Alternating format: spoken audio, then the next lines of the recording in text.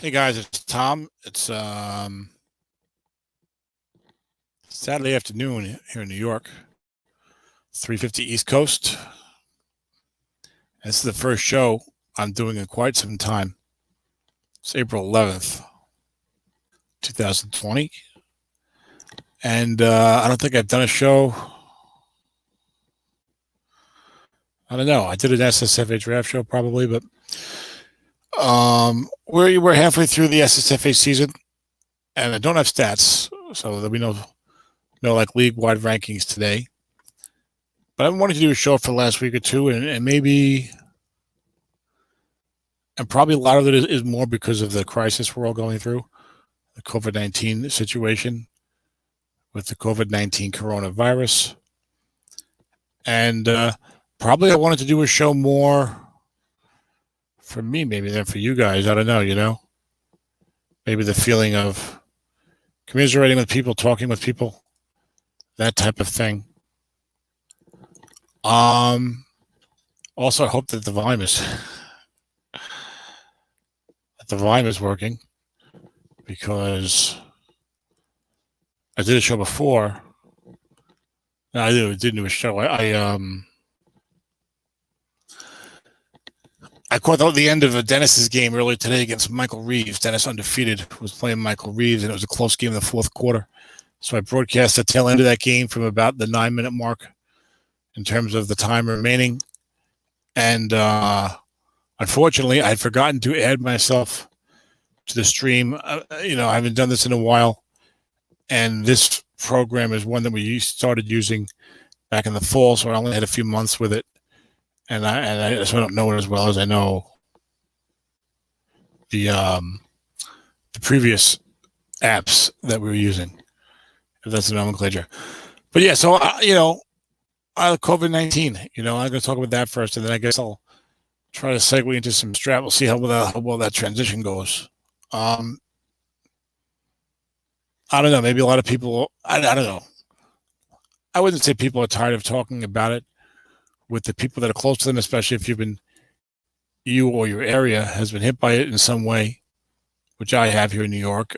Thankfully, no one in my immediate family and close circle of friends has gotten horribly ill from it. I do know people who have had it, including people in my immediate family. My best friend's cousin was in the hospital for it. A young lady who takes care of me sometimes, she's 20 years old. She's very sick right now. I think she has it because she's showing all the symptoms. Another person who takes care of me sometimes who was very sick a couple weeks ago, but she's recovered. She seemed to be showing symptoms of it. I have another friend who has an acquaintance who died from it. So it's like when 9/11 happened in New York. Of course, I remember that because I'm in my late 40s. That's 20 years ago almost. I lost a friend in the towers, and when 9/11 happened, like we in the city, we were just saying like everybody knew somebody who lost somebody. Like you either lost somebody or you knew someone who lost somebody, and usually you knew someone kind of close to you who lost someone if you didn't lose someone. And I forget how many we lost on 9/11, maybe about 9,000. But now, in the city alone, this effing virus, I try to keep it PG. We've, according to this, seems pretty,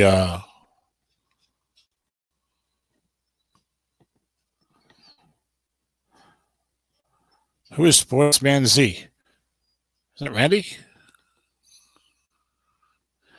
I live in Queens. So, I don't know who Sportsman Z is. Tell me who you are. Are you in the SSFA, or are you just accessing through YouTube, which would be interesting? This is a public thing. Or maybe you're a Strat guy. Who knows? By all means, tell me who you are. If you're in the SSFA, it's best to send me a message through Slack, because I see those Slack messages right away. The messages that come up here on the window on the side, like from Sportsman Z, looks like he's a YouTube guy.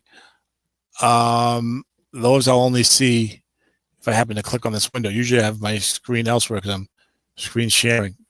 But that's all right. You could do that if you want, but I might not see it as well. If you're not in the SSFA, obviously you can't Slack me because you're not in that Slack, but that's okay. I'll try to keep an eye on that, especially since I asked Sportsman into your question.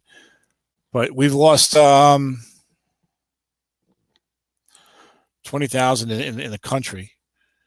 Now this thing, it seems to be pretty accurate with what the media is reporting in terms of the total number of deaths. Someone linked this to me a couple of weeks ago, and it is tracked it pretty well. I'm not going to get into all this stuff about people who may be passing away in their homes and not being counted towards this number because they weren't tested, okay, which does make sense, right? But anyway, 6,400 dead right now in New York City, 800 in Nassau, the surrounding areas. I mean, the New York City metropolitan area, there's New York City, but Long Island, which is Nassau and Suffolk County, Westchester, northern New Jersey, Bergen County, those are all part of the New York City area. A ton of people from those areas work or travel into the city regularly. So we got 6,400 deaths in New York City. You got about 1,300 out in Long Island. It's nobody's neck of the woods. You got 460 in Westchester. The numbers start to really get to you. I've had a good head about this the whole time. But, and I've mostly been texting with people about it, not really talking about the devastation or whatever. This is my first time doing that, and I'm surprised. Not surprised, I guess, but I guess I didn't anticipate that I would start feeling emotional about it. But there's that to do. This is almost 1,300 in Long Island, 460 in Westchester, 430 in Bergen County, New Jersey. Joe Golden's a Jersey guy. So that's like 2,100 just in the outlying areas. Almost as many people dead from the coronavirus in the outlying areas of New York City as we lost in 9/11, and of course 6,400 in the city. So in the New York City metropolitan area, that's about 8,500 deaths, which is more than twice what we lost in 9/11. This is, of course, over the course of mostly a month, I would say. I think it was really mid-March before we started really seeing any kind of numbers, and the numbers, as they tell us, rise dramatically. We've been losing 600 a day in the city this week. And of course, that's not including all the people who have gotten very sick. A lot of people have to be hospitalized with this thing. People end up on ventilators with this thing, or people just get really, really sick and are out of commission for a week and a half, which is the best case scenario. But it's debilitating. And no one knows when it's going to stop, really. Until they have a vaccine. I'm no scientist. I'm no expert in this stuff. There's a lot of stuff that's been bandied about and talked about in the news and on the Strat forum. I'm not allowed to participate in the Strat forum's coronavirus thread. I've been asked not to. But I guess I was maybe skirting up against some of Dan's rules, maybe some political talk and stuff like that I shouldn't have done, whatever. But whatever, so I'm not participating in that thread. But that's why I was careful how I worded what I was going to talk about this show when I posted it on the SSFA section of the forum about 10 minutes ago. I don't want Dan to see that and think, oh, he's talking about COVID-19. Let me you can't advertise that here, whatever. So anyway, it's mostly just for the Strat guys, right? In our football league. But no one knows when this thing is going to stop. Look. If I ever talk politics here during one of these Strat football shows or news during one of these Strat football shows, I am not going to get into this right versus left thing that's like occupied our country now for at least the last 4 or 5 years. I've got friends on the right, I got friends on the left. Got lifelong friends on both sides. I can talk to anyone on both sides who's reasonable and rational. But look. The reality in America right now is that there is a significant, let's say before the virus, I'm hopeful that this changes things, but right now it doesn't seem, hopefully this changes things, but any change we've experienced so far is probably not as great as we would like. But right now there's about 30% of, let's say, each political party really absolutely really hates the other side. If not more than 30%. It just really, really hates them. And they've got a whole series of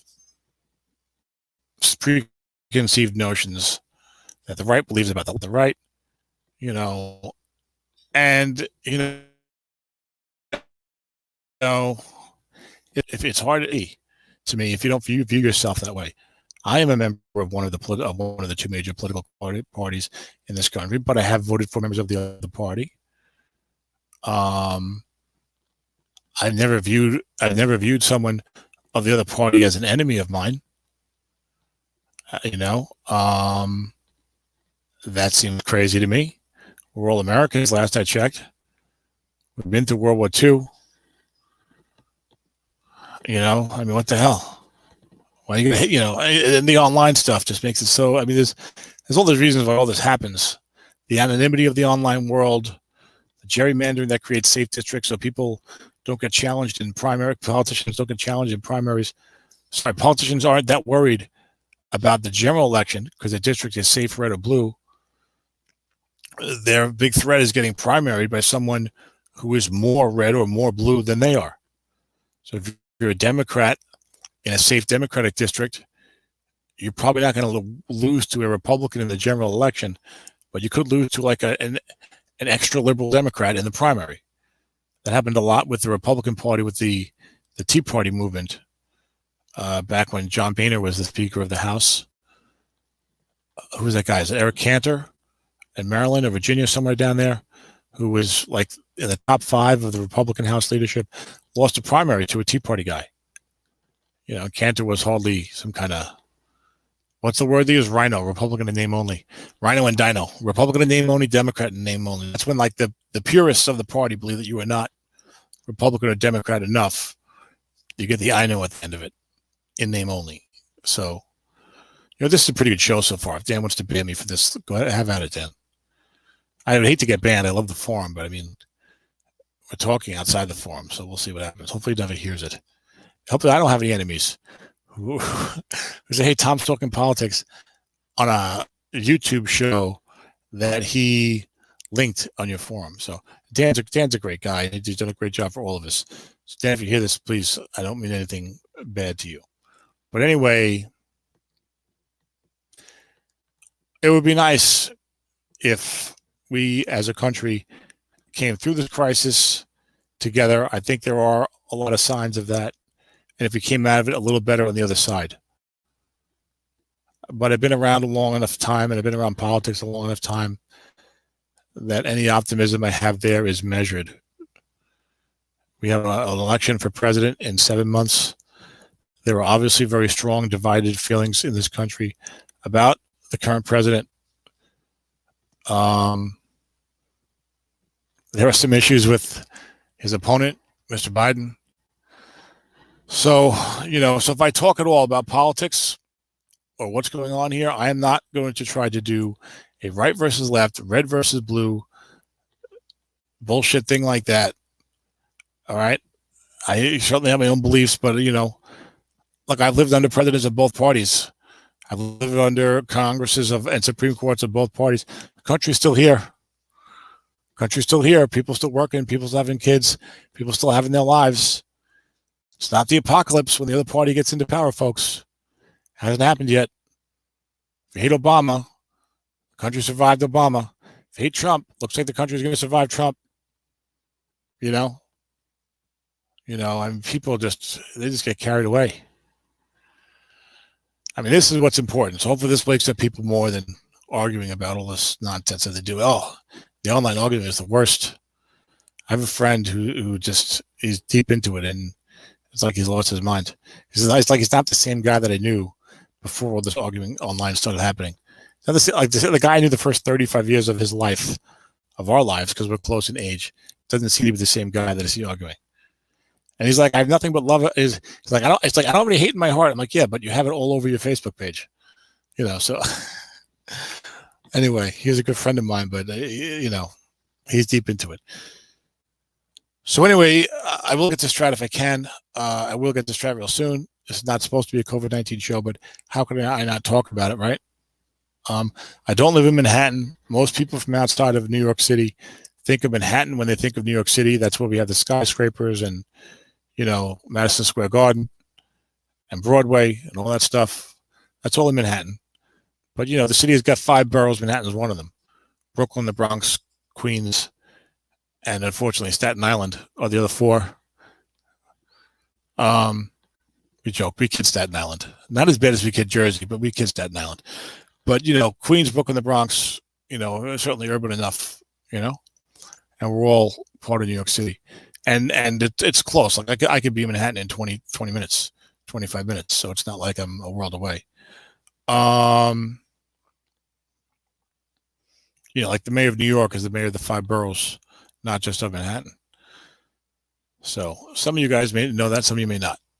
But I don't know where I was going with that. That's what happens when you don't make notes, but I didn't want to make notes here. But look, until they have a vaccination, and it's that you had the virus and came through clean on the other side, you're at risk. That's the way it is. Now, from what I understand, and look, I have been reading the news for a long time. I read news outlets that I have come to trust over the years based upon what they report and what seems accurate. I'm also able, like unfortunately a lot of people don't seem to be able, to separate when you're reading something that is reporting news as facts from an opinion piece or an analysis piece. Okay? So keep that in mind. Next time, like, well, this outlet hates this person, this outlet hates that person. Okay. But sometimes there are pieces that report facts, right? And if you have an outlet that is regularly reporting facts that are accurate and honest, and you can check them elsewhere, then you can say, okay, I can trust the facts from this outlet. Okay. Like the Wall Street Journal, is mostly for business, but they do report on non-business stories, on news stories, and they give you very good facts there. I know it's mostly a business place, but they do. So that is a source that I like. If I read a fact in the Wall Street Journal, I'll trust it. If I read an opinion in the Wall Street Journal, that's like, well, that's somebody's opinion. People need to understand the difference. I don't think they do. They don't act like they do anyway. As far as watching something on TV, you're kind of wasting your time. It's all really bad now. As far as the news goes, the national cable networks, boy. In my opinion. But I can see what people on both sides are like, this station is way over here, this station's way over there. And I think they're right on at least 2 of the 3 major stations, and heavily, and more to 1 of the 3rd in recent years as well. Talking about the cable news stations. But okay, so what I understand, like I've read up on this thing. I'm not saying I'm an expert. I'm not a scientist. I'm not a doctor. I don't even play one on TV or on radio. But they apparently very, very soon, they expect to have a test that can tell if you have already had the coronavirus, right? You'll have the antibodies in your system.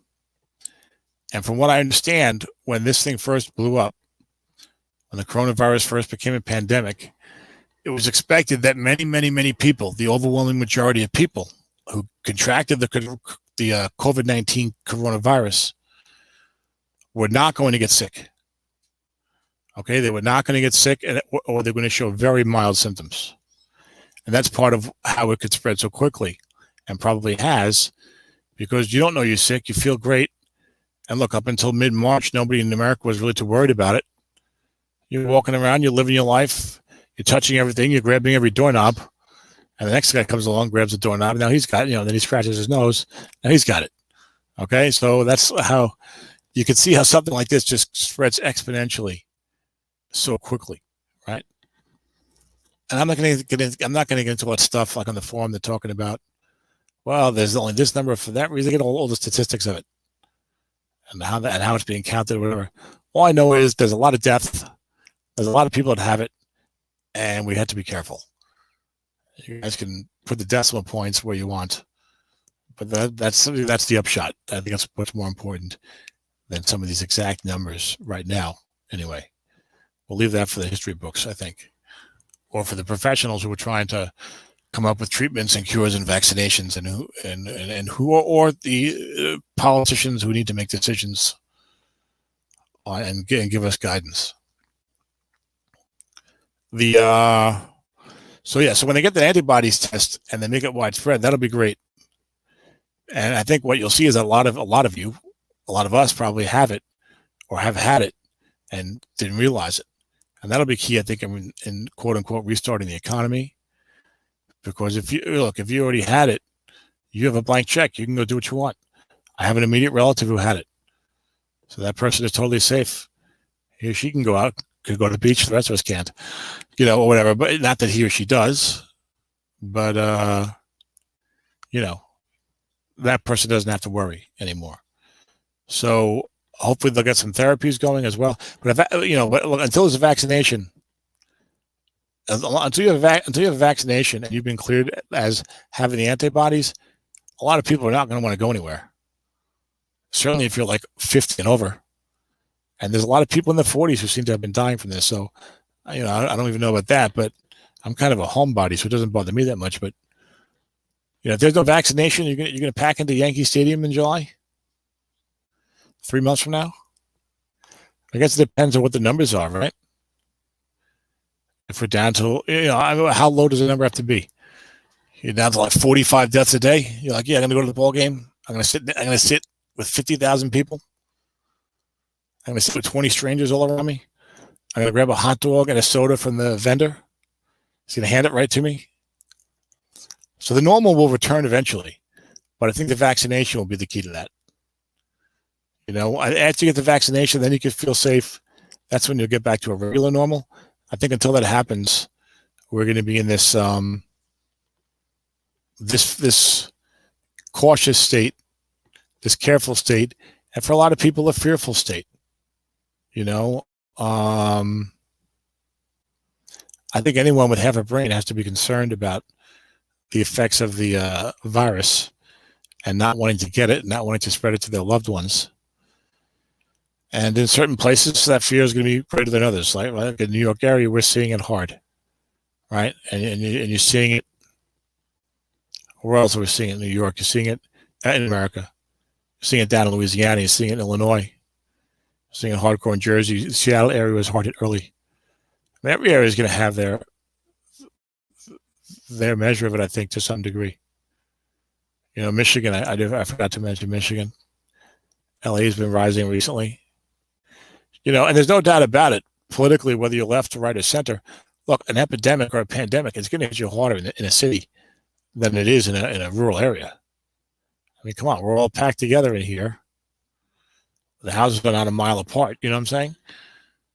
And in New York, New York City is like the perfect place to spread a pandemic, so to speak.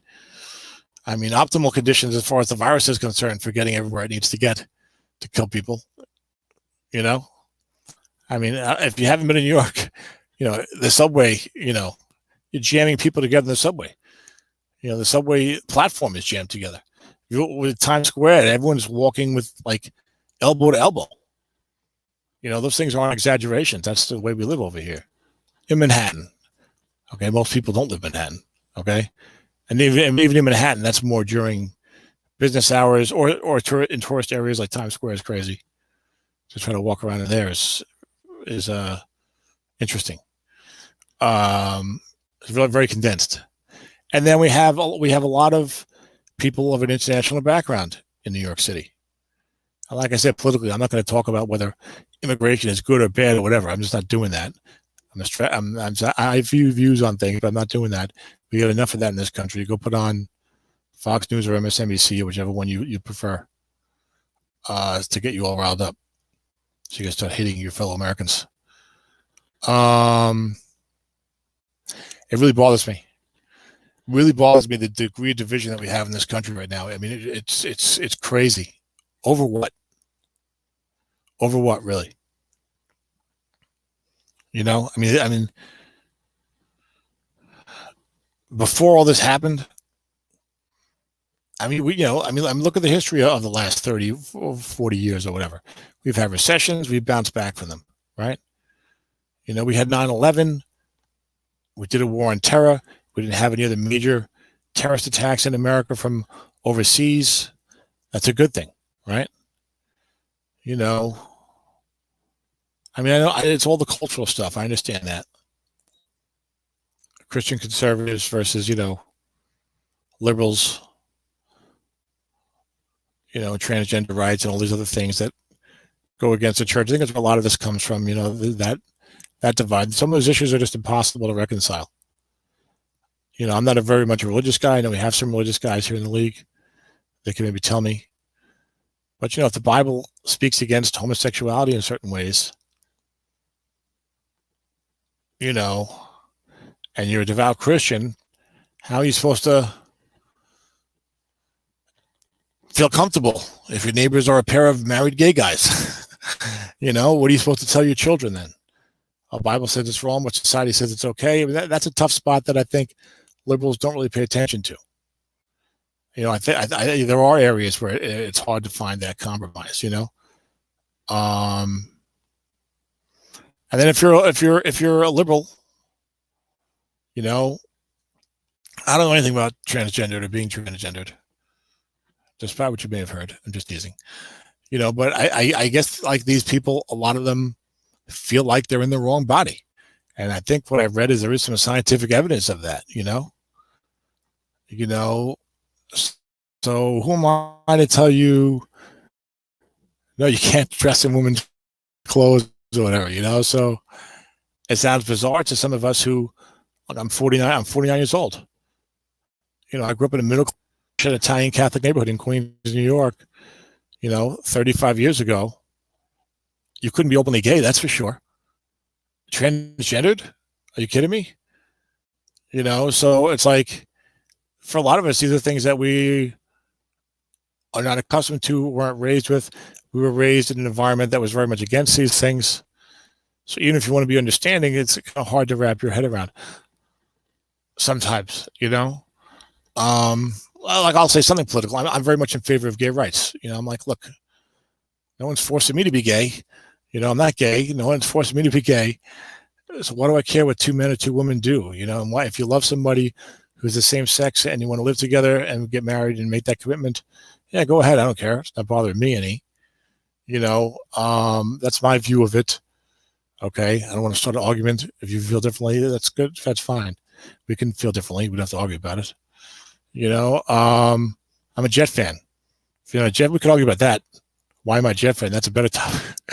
You're going to win that argument. Why would you be a Jet fan? Proximity. That's unfortunate. But I couldn't have grown up next to a winning team. That would have been easier. But I don't know where I was getting at with the thing. But the point I was making is like, I'm in favor of gay rights, but I still feel like a little uncomfortable if I see two gay men being romantic with each other, holding hands or giving a kiss in public, whatever. It's not really what I want to see. It's not really something I'm not tuning in for. You know what I'm saying? So it's like, yeah, I believe in the gay rights and this and that, but I'm not. I was raised in a certain time, in an era where that was not a normal thing, and I'm not used to it, and I'm not really looking to get used to it, but I support it, if that makes any sense. If that makes any sense. So anyway, we have liberals, we have conservatives, and we have dead Americans, and they're of all stripes, right? So maybe we should focus on the American part and not the political part. But anyway, so we need the vaccination probably won't be here until next year, probably, based upon the scientists tell us. But this antibodies test and therapies hopefully will be here much, much sooner. And there's this thing about, look, it's already ripped through the Northeast to some degree, or certainly through New York and New Jersey to some degree. So a lot of people here have already been exposed to it. Their bodies fought it off. They can't get it again. So let's hope, and for those of you who are religious, pray that we are able to handle this thing that we're able to get through it in the next 6 to 8 weeks, hopefully, and get to the other side, start to reopen the country. I mean, the economic, I don't know, I haven't even gotten into the economic devastation. I think the human toll is first, the economic toll is second. But people are probably going to feel a little differently 6 months from now if we have, 17% unemployment, something you haven't seen since the Great Depression, So I'm worried about that. And I'm worried about you guys out there. Look, I was injured when I was in the military. I get a decent pension from the military. I live in a house with my family. So I'm going to kind of be okay financially. But all the rest of you guys who are out there, which is all of you, I assume, except for the retirees who are working and putting bread on the table for you and maybe the wife and the kids, I'm worried. I'm worried about what this economy is going to do. And I hope it comes roaring back. I hope that, we are able to open things up again. I don't know when, June, July. I think May is very optimistic. Living here in New York, I got to tell you, I know the rest of the country, things are different, but the rest of the country is probably going to hit them in certain ways. Not as bad as here, probably, because this is, again, perfect place for a virus to go crazy. But it's going to hit you to some degree. So I don't know when things will open back up again, but hopefully, like if you told me mid-June right now, I would take it. You said June, even if you said June 18th, I would say, yeah, I'll take that. I don't want to roll the dice with something else, And then you might get a second wave in the fall, they say. But again, a lot of people have already been exposed to it. We won't be as caught off guard. I don't think if we get a second wave in the fall, you're going to see a return to the stay-at-home orders, like for everyone, or guidelines. People don't like the word orders, I know. The state's rights thing out of the Constitution, I get it. I'm just saying. I didn't use the right word, whatever. The stay-at-home guidelines, okay? I don't think you'll see a return to that in the fall. That's just my opinion. Just based upon things I've read, and I'm a pretty sharp guy. Although I'll have to explain why my strat team is doing so poorly. So, Sportsman Z just asked us through YouTube, and he plays strat football. Excellent. We should play online, Sportsman Z. You can email me probably through my YouTube channel, or whatever, because we have a lot of leagues online that are a lot of fun. Or you could just watch the stuff. Either one is fine. The mighty Dan Thor, I was there listening. Hello, Dan. And I don't think anybody else because I don't click down properly. So let's get into some strat football stuff. Well, let me say, God bless you and your family. Please be safe. Please practice social distancing. Please do all the things that the government says for you to do. If not for yourself, for the people in your family, for the people you may come in contact with. If someone in your house is still probably leaving the house to go get groceries or to go check the mail or to walk the dog. And, we're all human, so we're not perfect. You're going to forget to wash your hands one day. You're going to touch something you shouldn't have touched. Just please try to practice all those things that you can. And let's show the resilience that our ancestors showed during the Great Depression and during World War II. Let's show some of that American resilience, and we'll come through on the other side. It's going to be a tough couple of months. It might be a tough year and a half or so economically. We don't know yet, but we're going to come through on the other side. And let's remember that. Let's rely on that strength, and hopefully the government will help us financially so that people don't have their lives ruined by potential loss of work and income. And you still have a house and things like that, mortgage and bills to pay. Okay? All right. So that's, God bless everybody. All right. Let's talk about some strat football. A weird segue, but I feel good about it because I spoke about the COVID-19 stuff for probably about half an hour. Which is almost as long as a first-round draft pick that I would talk about. So you got, we're in the third quarter here. I did not do a season preview show this year, so there was a little burnt out at that time, as you know, when I was going through some other stuff. I'm still working on my writing projects. They're progressing. So there's no predictions to fall back on, which is just as well, particularly when you get to a certain green and white clad team. But These are the standings that Ed had up on the website as of last night. I should blow them up. I can tell you that Dennis is now 10-0 already. Okay, so let's start at the top. Well, these are the standings from my strat file. I have Dennis's game there against Michael Reeves, 28-27 victory in the final minute for Mr. Crowley to stay undefeated. I don't have the stats and stuff, but okay. So Dennis is 10-0, right? So he was 8-0 as the start of this. Let's do a quick run down the standings before I look at these. You got 10-0 for Dennis. You got Paul is 6-1-1. You bring up the coaching directory.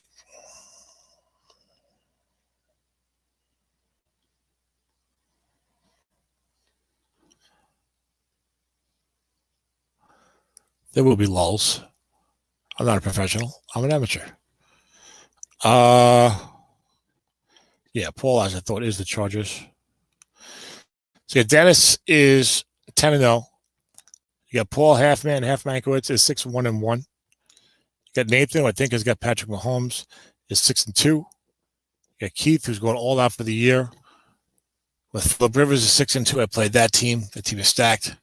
You got the commish. Ed is 5-2. Ed and I did not get to play a third quarter game. As many of you know, I have a disability. I'm a quadriplegic. I have home attendants who take care of me. And that situation had really been put into turmoil by the virus. And year by year through 2018, is that all I have? And so I wasn't able to get that game in. But Ed and I will get it. Ed and I will get it in. He's ready to play in about half an hour. I'm doing a show instead, so I don't think I'll be playing that game today. I started doing it year by year. I guess I didn't finish it. That's not the right one. I don't think I finished. Did I finish an SSFA year by year coaching? He asks no one in particular.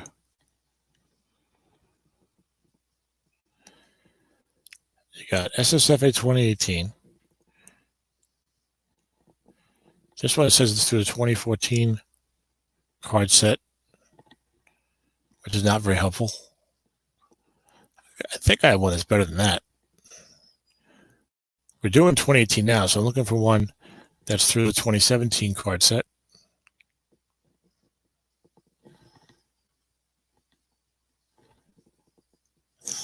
We'll get back into some better information in a moment.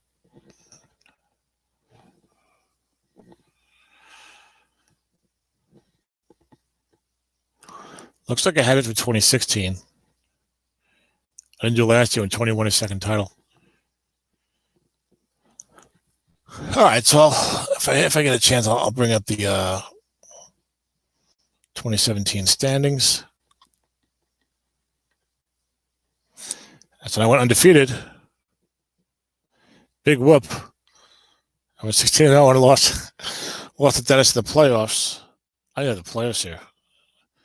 But I know that Tony won the Super Bowl. See, this is me being rusty, not as prepared as usual. Usually I make sure I have all my files ready.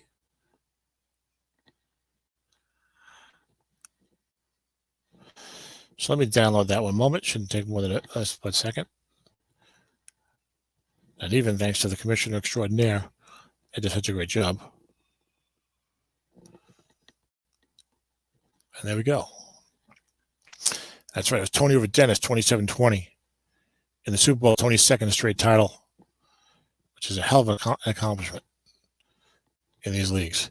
And neither team was a Superman team. It wasn't like Tony had, the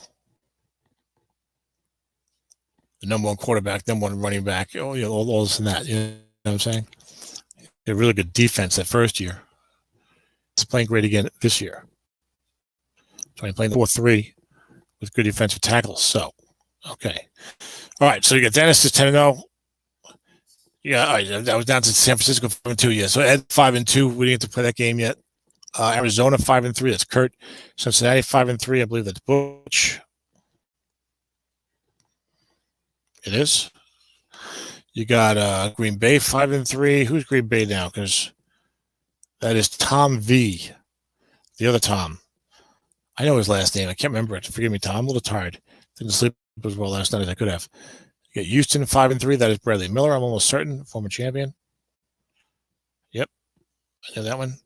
You got Jacksonville J 5-3. We'll talk about that team soon. Because wow, Minnesota 5-3, back-to-back champions. Started off 1-3 with 4-0 this quarter. And then the Jets 4-3, very disappointing. Good personnel, and then going on down the line. This helps me see who's. When I look at how well you've done so far, I can kind of look at the record of the teams you've faced to see if you've had it easier or harder. Everyone still has to win the games that are in front of them, right? So, anything here in the studio? Kurt Retzlaff is on. Okay. Device is not connected. That's all right, Kurt. If anyone has any questions for me at any time, any of the SSFA guys, just send me a Slack message. Send me a Slack message, and that way I can answer your question, and I'll see it right away. It'll pop up down here. So Dennis is not down 10-0. I can tell you, 10-0. We have an official authority. Who is he beating? 26-16 over the Chiefs. That's Dan, who's 3-5. 37-31 over Tony, who is 5-3. 24-15 over Jay, who's 5-3. 13-6 over my Jets, who are 4-3. 18-12 over the 4-4 Saints. 31-24 over the 3-5 Titans. 46-20. Ouch. Over the rebuilding Cowboys. Jason doesn't care. He's rebuilding. 31-20 over Detroit. That is, of course, Mick Bouchon.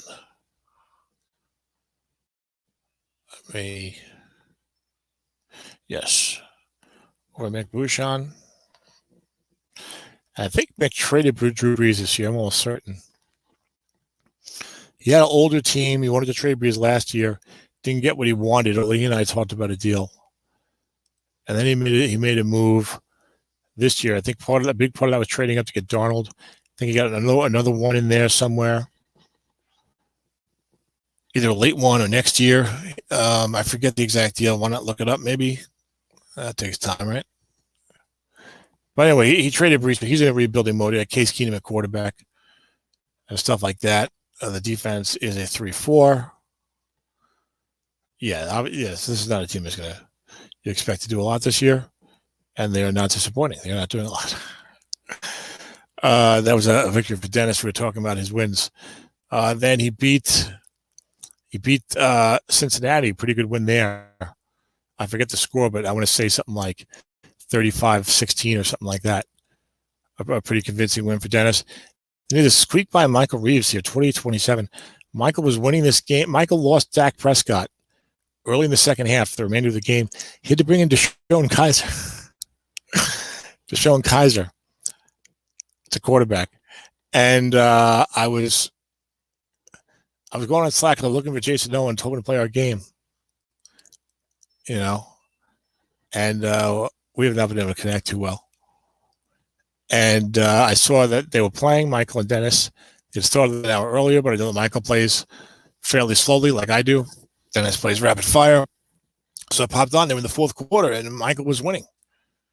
No, Michael was losing a close game, 21-17.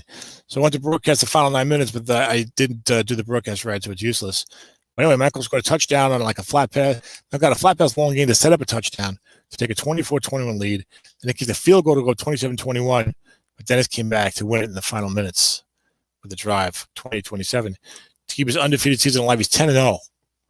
And these stats have been 9-0. He's averaging almost 30 points a game here, giving up under 20. All right, so he's 29-54. He's plus 83 in point differential with a 9-0 record here. Now it's a 10-0 record with only plus 84. So the point differential of over 8.4 points a game, which is pretty solid at 10-0. Has him on pace to outscore the opponent by about 128 points. He's got two very tough games coming up. He's playing San Francisco. That's Ed, who's 5-2 and always tough and has a good team. And playing Washington with Keith, who is absolutely stacked on both sides of the ball. Let's take a look at the Seahawks team real quick. I don't think we'll spend a lot of time in these teams individually, but I wanted to do something. Playing a 4-3, he's got, of course, Russell Wilson, the quarterback. He's got Frank Gore and Mike Davis as the running back tandem. And Malcolm Brown, don't forget him. Mike Davis is a very, very good card. But low in carries, Frank Gore's card is good enough. The receiving targets don't look the best, but Dennis is such a great coach. He's got the 3 sevens. He's got Russell doing what Russell does. Defense goes 5-4, 5-5 on the defensive line. 5-6-4. If you play a 4-3 and have a linebacker 6, especially a 6-6 in the middle board, that helps a great deal. You got 5s at corners, 4s in the secondary. Doesn't even have a great pass rush. Plays this 4-7 sometimes, I'm sure. Matt Judon also has a 0-10 Mario Addison. So he does those. He plays those guys. And that really jacks up the old pass rush. Judon can also play linebacker. But it's Dennis. So, I mean, this is not a team that I think you would predict to go 10-0 with in ordinary hands. You might even predict 6-4. But Dennis is 10-0. He told me he's concerned a little bit, kind of half jokingly. And my team is 4-3 and has very good personnel. And they're underachieving right now. It's a miserable first quarter of the season. But I've changed up some things now, and hopefully we'll continue winning. I've won 3 straight. He told me he's concerned. He's going to go 16-0. He's going to face me in the first round of the playoffs. Because last year I went 16-0, faced Dennis in the first round of the playoffs, and I lost. So he seems to be concerned that there might be a reversal of that situation. I don't see why you should be concerned, Dennis. I mean, 16-0, undefeated, heavy favorite, obviously predicted to win in a cakewalk over a number 8 type of seed. Should I be down there? I don't know. Why would you be? Why would you worry about that, Dennis? So we'll see what happens. It's a funny thing. I did beat one of Dennis's undefeated teams in Samso when I won a championship many years ago. 5 or 6 now. I don't know how many.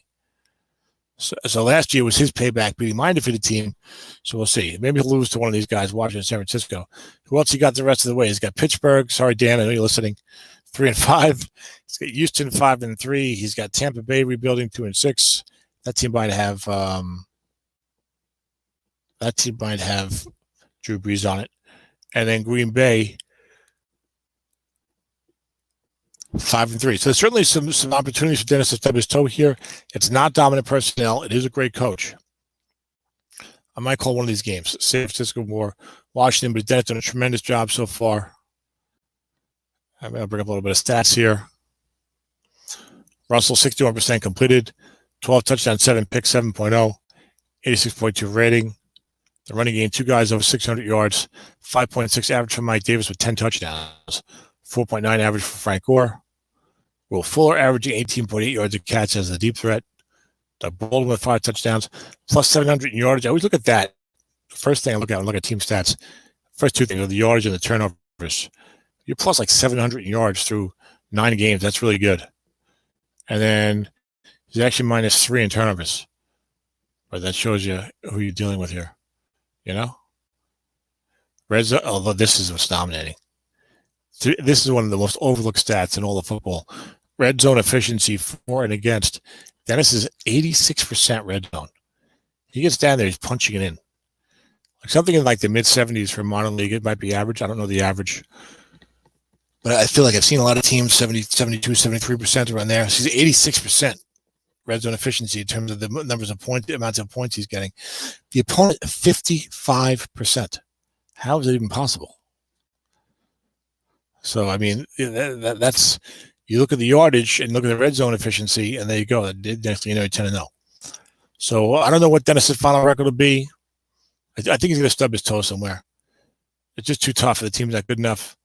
You got San Fran, you got Washington, you got Houston's 5-3, you got Green Bay's 500 or better, 5-3. You know, so maybe 15-1, maybe 14-2, probably 15-1. I'd say he's already 10-0. But I'll probably be your 1 seed. But let's take a look before we say that at the Los Angeles Chargers. I'm still getting used to saying that. And yes, I know they were originally in LA. That's Paul, half man, half Mankiewicz, 6-1-1. Let's look at his team first, I think, this time. The dreaded tie, 16-16, kissing your sister. That's an uncomfortable saying. A tie's like kissing your sister. There's nothing good about kissing your sister, you know. You're like, well, I kissed someone, but she's my sister. No, it's not good. It's, you know what I'm saying? They're like, yeah, all high and low kissing the cheek, but I don't know. That's saying, I don't know. That saying gives me the heebie-jeebies. So anyway, LA Chargers. Look at this. Look at the coaching that's going on in this league. Talking about the coaching, you got Paul here. Wait until we get down to Jay. You know, Jay's doing better than me with a rebuilding team, and my team should be stacked. Paul's got Cody Kessler at quarterback. Cody Kessler. The end run must be doing the trick. He's a flat pass maybe, but even then it's on a 10, the interceptions. But he's not bad, I guess, otherwise, but not one of the top cards. That's his starting quarterback. He's got Todd Gurley, Melvin Gordon, and James Conner. He loves to collect his running backs. James White also. He's got 3-7 to the offensive line, but not great run blocking unless he's going left. And he's got a blocking back 0 even, so second tight end 4. 180 points, really doing the job. 144 points allowed in 8 games. That's like about 17 or so a game. 8 times 15 would be 120, 24 more than that. But it's a 4-3. Look at this. This is Tony's doing the same thing, and Tony's don't even doing it. Tony's been doing it a couple of years. Not that these guys' defenses with the really good run ratings, their defenses seem to play better than the 3 that people like me and Dennis and Ed tend to favor. I might be transitioning to 4-3 if I ever have the testicular fortitude to do so. But Paul 5-6-6 on the line of scrimmage. Then goes backer. So he got some nice pass rush with the 12 right tackle. That 6 left tackle can still get you something on a bit for Grady Jarrett and Bradley Chubb, the 12-6 asterisk. All right, then he's got 5s everywhere in the secondary, except for the strong safety 4, Jordan Whitehead. So another doesn't look dominant. They should be one of the greatest teams in the league. But there they are, 6-1-1. As I'm yawning already on the second team. Didn't sleep well, so we'll see what happens. Maybe I'll take some coffee. I'll have the girl bring me some coffee. The tie was against the Giants. Joe Golden having a disappointing season, 3-4-1. I don't know what his personnel looks like, but Joe's usually winning. I know that much. And otherwise, and Joe's, of course, an excellent coach. And then Paul lost to Ed. So that's not a bad. If you're 6-1-1, and it's a tie against Joe Golden and lost to Ed, it's like, oh, all right. I'll tip my hat to the other guys. And the victories beat Tampa Bay 23-3, beat John Madden 45-23, beat Miami, who I think is struggling, won in 7, 24-23. It's not a lot to crow about there. But Cincinnati 22-17, that's a pretty good team with Butch and Matt Ryan, I believe. The Saints are 4-4, and Arizona, Kurt Retzlaff, is 5-3. So a couple of decent wins in there, but not a lot of wins against real good teams, I'd say. But let's see who we have plays coming up. Say, I can put my money where my mouth is. He plays me. I'm just kidding. Paul's team is great. Okay. He plays me. Crosstown rivals Nathan with the Los Angeles Rams was 6-2. Plays Jacksonville Jay. It should be a rebuilding team, but they're 5-3. Detroit kind of rebuilding. Kansas City, Dan's a little disappointed at 3-5 with the defense letting him down. Almost 200 points allowed in only 8 games. Just got to get on that, Dan. He's a defensive guy. But that team is certainly capable, I believe, and probably would have been predicted to do better in the preseason show. Pittsburgh is struggling a little bit, 3-5. Dan Thorauer was in the audience. And Tony, who's 5-3 in the back-to-back champions, has a nice defense and has Andrew Luck's possibly final card. Unless he comes back, he certainly has disappeared. So I wouldn't count on him coming back. 6-1-1. You can see this team losing maybe 2 or 3 more games, maybe ending up like 11-4-1. But maybe but Paul's a great coach. Maybe 12-3-1. So I'll go 11-4-1 because he's had a soft schedule so far. Doesn't really have the good wins against the good teams, and he's got to play. Look, you got to play Nathan. My team is good, even though they're struggling. Minnesota's good. Dan's only 3-5, and Jay's playing way over his head. He's punching above his weight, but playing way with the personnel. I don't know, probably 12-3-1. Probably gets him up to 12-3-1. So nice job by Paul. The defense looks like it's leading the way, like we said. Even on turnovers, Kessler 82.8 rating, 5.9 per attempt. Ryan Fitzpatrick played some. Gurley's averaging over 100 yards a game. And the defense, allowing 4.7 against the run, allowing only 5.6 yards per pass attempt net with 16 sacks. That's the trick. Big kickoff return advantage here. So there you go. I'll see that team soon up close. I'm going to take a moment to get some coffee. Give me one moment, gentlemen. There's Mick. Hello, Mick. Muting my mic, guys. Back in 1 minute.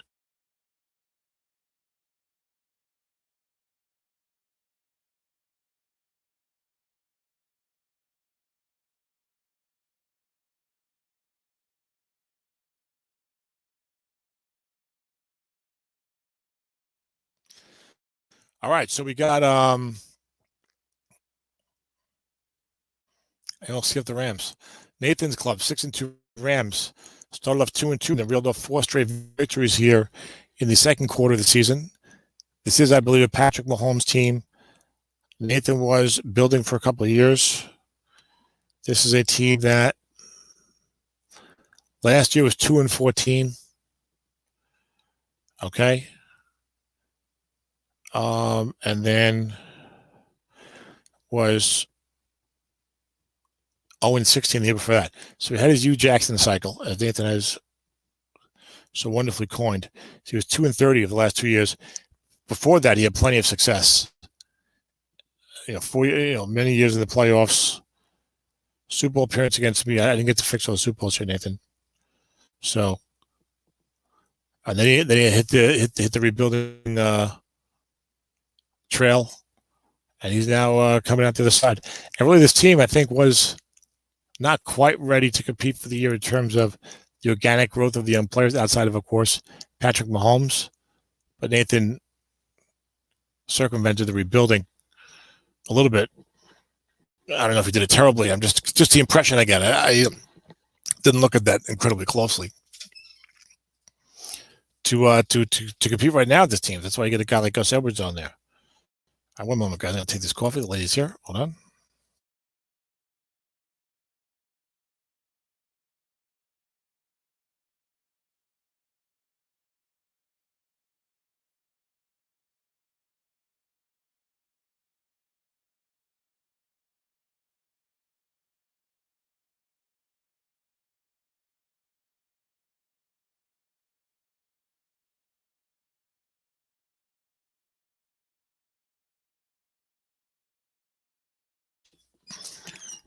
I'm back, guys. I'm usually never gone for long when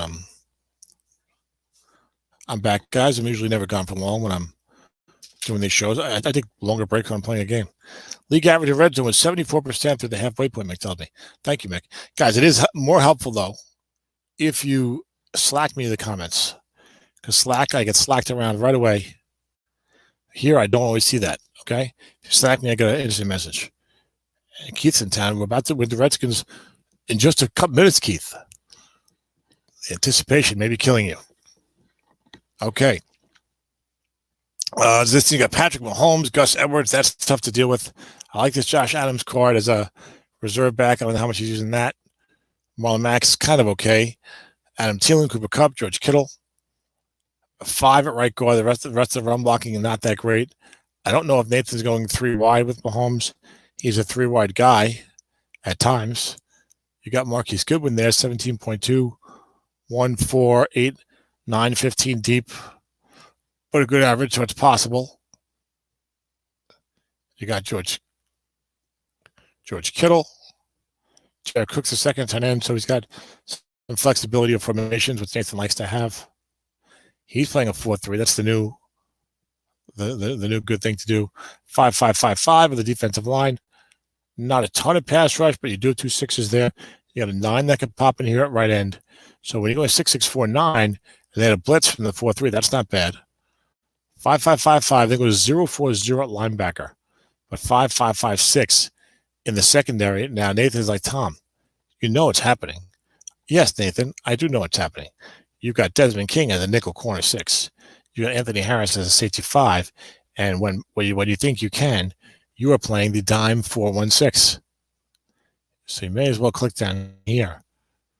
Nathan likes to do this and say, I don't think you have 47 carries to beat me with against a 4-3 with good guys there.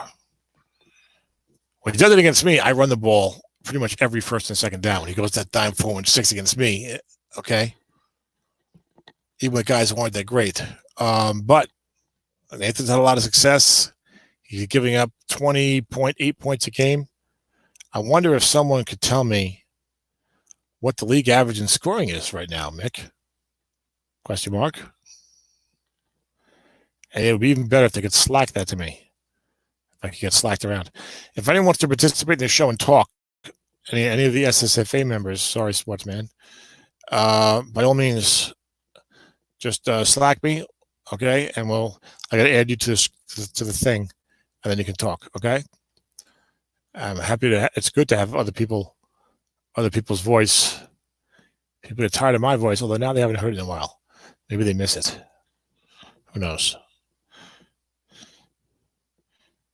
So, if only I remembered where I was. Nathan's team. Okay, and then offensively, 31 point something with Mahomes. And sometimes Nathan gets good returners too. Excellent opponent kick coverage, which isn't as important, but opponent punch is only okay. Yeah, Desmond King, both his punt returners have got a touchdown on 3. So that's very helpful. You know, and the kickers, all right. How bad is the kicker going to be nowadays, unless he's Chris Boswell? So Nathan, Ed has. This is a good-looking club. Somehow lost to Jay. I don't think Nathan was happy about that. 34-23. Started at 2-2. That loss was to Dallas. Oh, boy. 35-20. Nathan was not happy at losing to Jay. I can guarantee he was not happy at losing to Dallas. That's Jason Owen. Nothing against Jason Owen, but I'm playing this team, and they're rebuilding hard. They've got like all 0s and 4s, like all over the back 7. It's Matthew Stafford, who doesn't have a great card, not much of a running game. And Nathan could not have been happy with that guy. What happened here? Let me look at this box score. Nathan could not have been happy with Patrick Mahomes losing to those guys. Dallas had 439 yards of offense. 25 of 36, 272 passing. Stafford lighting it up. No sacks. Jalen Samuels, 11 carries, 53 yards. The great Calvin Ridley, 7 catches, 84 yards. Some of these are inside jokes. It was 24-21 Rams. It was 24-14 Rams late third quarter, and then the wheels came off. I hate when the box score does not have the other highlights. I could be seeing other highlights. Instead, I am not seeing other highlights. And no turnovers here. Nathan 1 for 3 on 4th down. Dallas 4 for 6. But we don't know when those 1 for 3 took place. Like one of them could be like, the very end of the game or something, But that had to bother them. And they lost to Jacksonville 34-23. Gave up 69 points to Jacksonville and Dallas, who both look like they're rebuilding. Of course, Jay's version of rebuilding is making the playoffs at 10-6. He's 5-3 right now. This game, he outgained Jay 391 to 329. 1 for 3 on 4th downs. Jay was up 27-23. And scored a touchdown with 2 minutes to go to pull ahead 34-23. Jay had a 55-yard interception return for a touchdown by Eddie Jackson when he was already up 10-3 to go up 17-3. Mahomes losing to Jeff Driscoll. Jay is billing as 5-3 with Jeff Driscoll as his quarterback. Mike Lennon, the backup. What happened over there, Jay? The former champion quarterback is a rookie. He's on the bench behind the Driscoll kid. The Driscoll kid.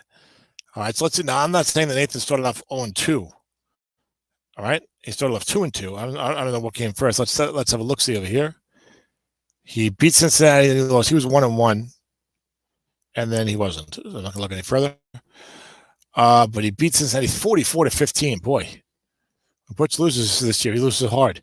He's 5-3, but he lost 44-15 to Nathan, and he just lost like 38-16 or something like that to Dennis, and he lost 31-14 to Dan Morin. He beat Pittsburgh 41-18. He beat Detroit. It's Mick Listing 38-14. So when Butch is playing this year, someone's covering take the favorite minus the points. Lay the 10 points. The favorite is whoever it is. The winner is winning by handily. Whether it's Butch or the other guy, someone's winning handily. Not a lot of good ratings in the fourth quarter for those games. What else has Nathan done? Beat Vegas, who was winless. I had that draft pick. Just keep losing, Dave. What do you win a game for? How hard is it to lose? It's already 1-7. Okay. Beat Vegas 37-24. It was 2-2. And then he showed up for work here in the second quarter of the season. 31-24 over the Chiefs. 45-14 over the struggling Ravens, 2-6. 20-10 over the struggling Dolphins, 1-7. 25-11 over the not-so-struggling 49ers. The commissioner team, 5-2. That's a great win to have there. I like the win against the Bengals. You got to say these two losses maybe were a hiccup. And Nathan likes to do some things that are a little boom and bust. The 3 wide, the dime 4-1-6, the bombs. Of course, he has Mahomes. But sometimes when you're playing a bad team with a bad defense, maybe it's not the time to go boom and bust. Maybe it's time to go a little more West Coast. I'm not saying that Nathan did in those games. I have no idea. And when Nathan's won more championships in the last few years than I have, certainly. So his method works. But it can be a little more boom and bust. So maybe you're more likely to get upset in that situation. I don't know. Who knows? I know he's pretty much leading the league in scoring because Dennis has got 9 games in here. So Nathan's doing a nice job. And then we're going to come to the second half of the season. He's going to play the Titans 3-5, Saints 4-4, Chargers 6-1-1, crosstown rivalry. Giants 3-4-1, but it's Joe Golden. Tampa struggling. Cleveland out 4-5. Green Bay 5-3, and the Jets. So not the toughest schedule in the world. Another 6-2 should be manageable to get into 12-4.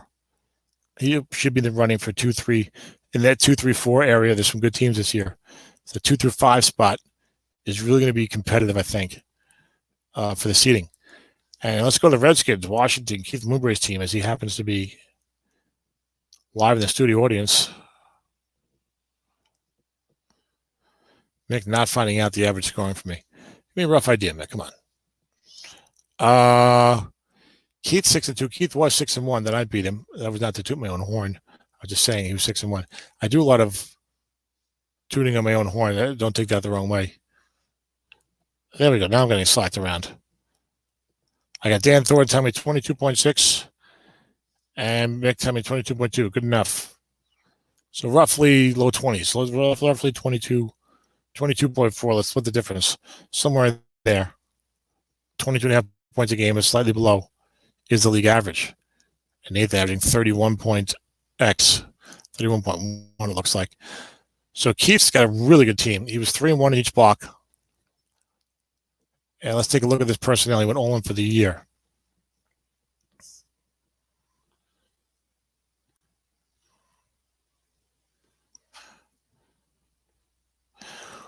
(4-3) defense. I forget what you do, Keith. Blocking back with Eddie Janovich. That might be what you do. You got Phillip Rivers, right? You got Alvin Kamara, who's solid. Chris Carson, okay. Then you got 3-7 to the offensive line, but not a lot of run blocking, which Zeb will tell you is not good. When I get to my team, I don't want to reveal my secrets when I have to play Ed. But yes, we want to hear the secrets of your 4-3 club. 4-7 to the pass blocking. Julio Jones, Kenny Golladay, Jordan Reed. Good looking offense, and the defense is even better. Defense of 4-3 clubs got 6'5", the defensive line, 4-6-6 at linebacker. When you play a 4-3, or you play any defense, and you got 2 6s against the pass at linebacker, particularly with one on the outside. I made a hard bid for Levante David. Jeff Bevy traded him too soon. Jeff, give a guy a chance to make an offer. I didn't wait that long. I thought you traded him dead. David and Kerrigan. I wanted David on my team. That's where he should be. 6'5", 6'5" for Washington. I have 4'6" in the secondary, 5'6" at linebacker. If you pop that 5'6" out of the defensive line, you pop that right linebacker 6 against the pass, and he's a 5 against the run, by the way. 6 against the pass out there. That's going to be very hard for you to move. That'd be perfect. Anyway, 6'5", 6'5", defensive line, 4'6" linebackers, a 4 left corner. The rest of the secondary is at 5s. He also got a lot of good name personnel on this team, so they might be good for a while. Well, he's going well after this year, allegedly. But look at, you got the pass rush with Lawrence is to 12, Atkins is 11, Michael Bennett's to 9. You got Kerrigan off the edge, 12 to 8 asterisk. So secondary is not as good as you'd like, but that front 7 is hellacious. And he's getting up almost 20 points a game, though. So we're going to work on that, Keith. But it's a real good-looking team. And I think he's got a really good returner as well. So I played this club. He's got Shaquem Grant, the one that's the return you want to have in this year's set. 3 touchdowns, 4 plus 18, 6 plus 27. He does a job in the kicks if you kick it to him. And why would you? Keith, if you're actually playing with the second punt returner, I shouldn't tell you this, but we've already played. Tell Ed to change that. Shaquem Grant should be the only guy returning punt. I think he's in LK. It could be, maybe he's not in LK. That must be what it is. I have him in Battle Royale, but the rules over there are different. So, okay, but that's right. Yeah, but he's got Grant anyway. So this is a really, really good team. He's got 224 points, so that's about 28 a game. It's a very healthy number. In fact, it's about 5.6 more than the league average. So here. Lost 20-10 to Tennessee. That's an upset. Lost 31-14 for me as the Jets were in desperation mode. Beat Arizona. It's a 5-3 club, right? 34-23. Beat Minnesota 42-10. That's another 5-3 club. Beat Tampa 2013, struggling. Detroit 39-25, struggling. Beat Vegas 37-6, not messing around with the rebuilding team. And then 1-point victory over Washington 28-27. So you love the win over Minnesota. You like the win over Arizona. Losses to Tennessee, the Jets. Let's see what he does in the second half. He plays Houston. They're 5-3. Plays Dallas 10-0. We might broadcast either that game or Seattle, San Francisco. Dallas 10-0. New Orleans 4-4. San Fran 5-2. So tough couple of games there. For Keith, a feisty Cleveland club with Michael Reeves 4-5. Miami 1-7. Cincinnati 5-3, and Pittsburgh 3-5. So a couple of tough games this quarter, but this is a real good team. And so I think you can see 6-2 again. I think you can see it again. So what we're seeing here is we like Seattle. They're a game and a half up on the Chargers with 6 to play. It's Dennis Crowley, and you get 2 tough games this quarter. But after that, he should have the advantage.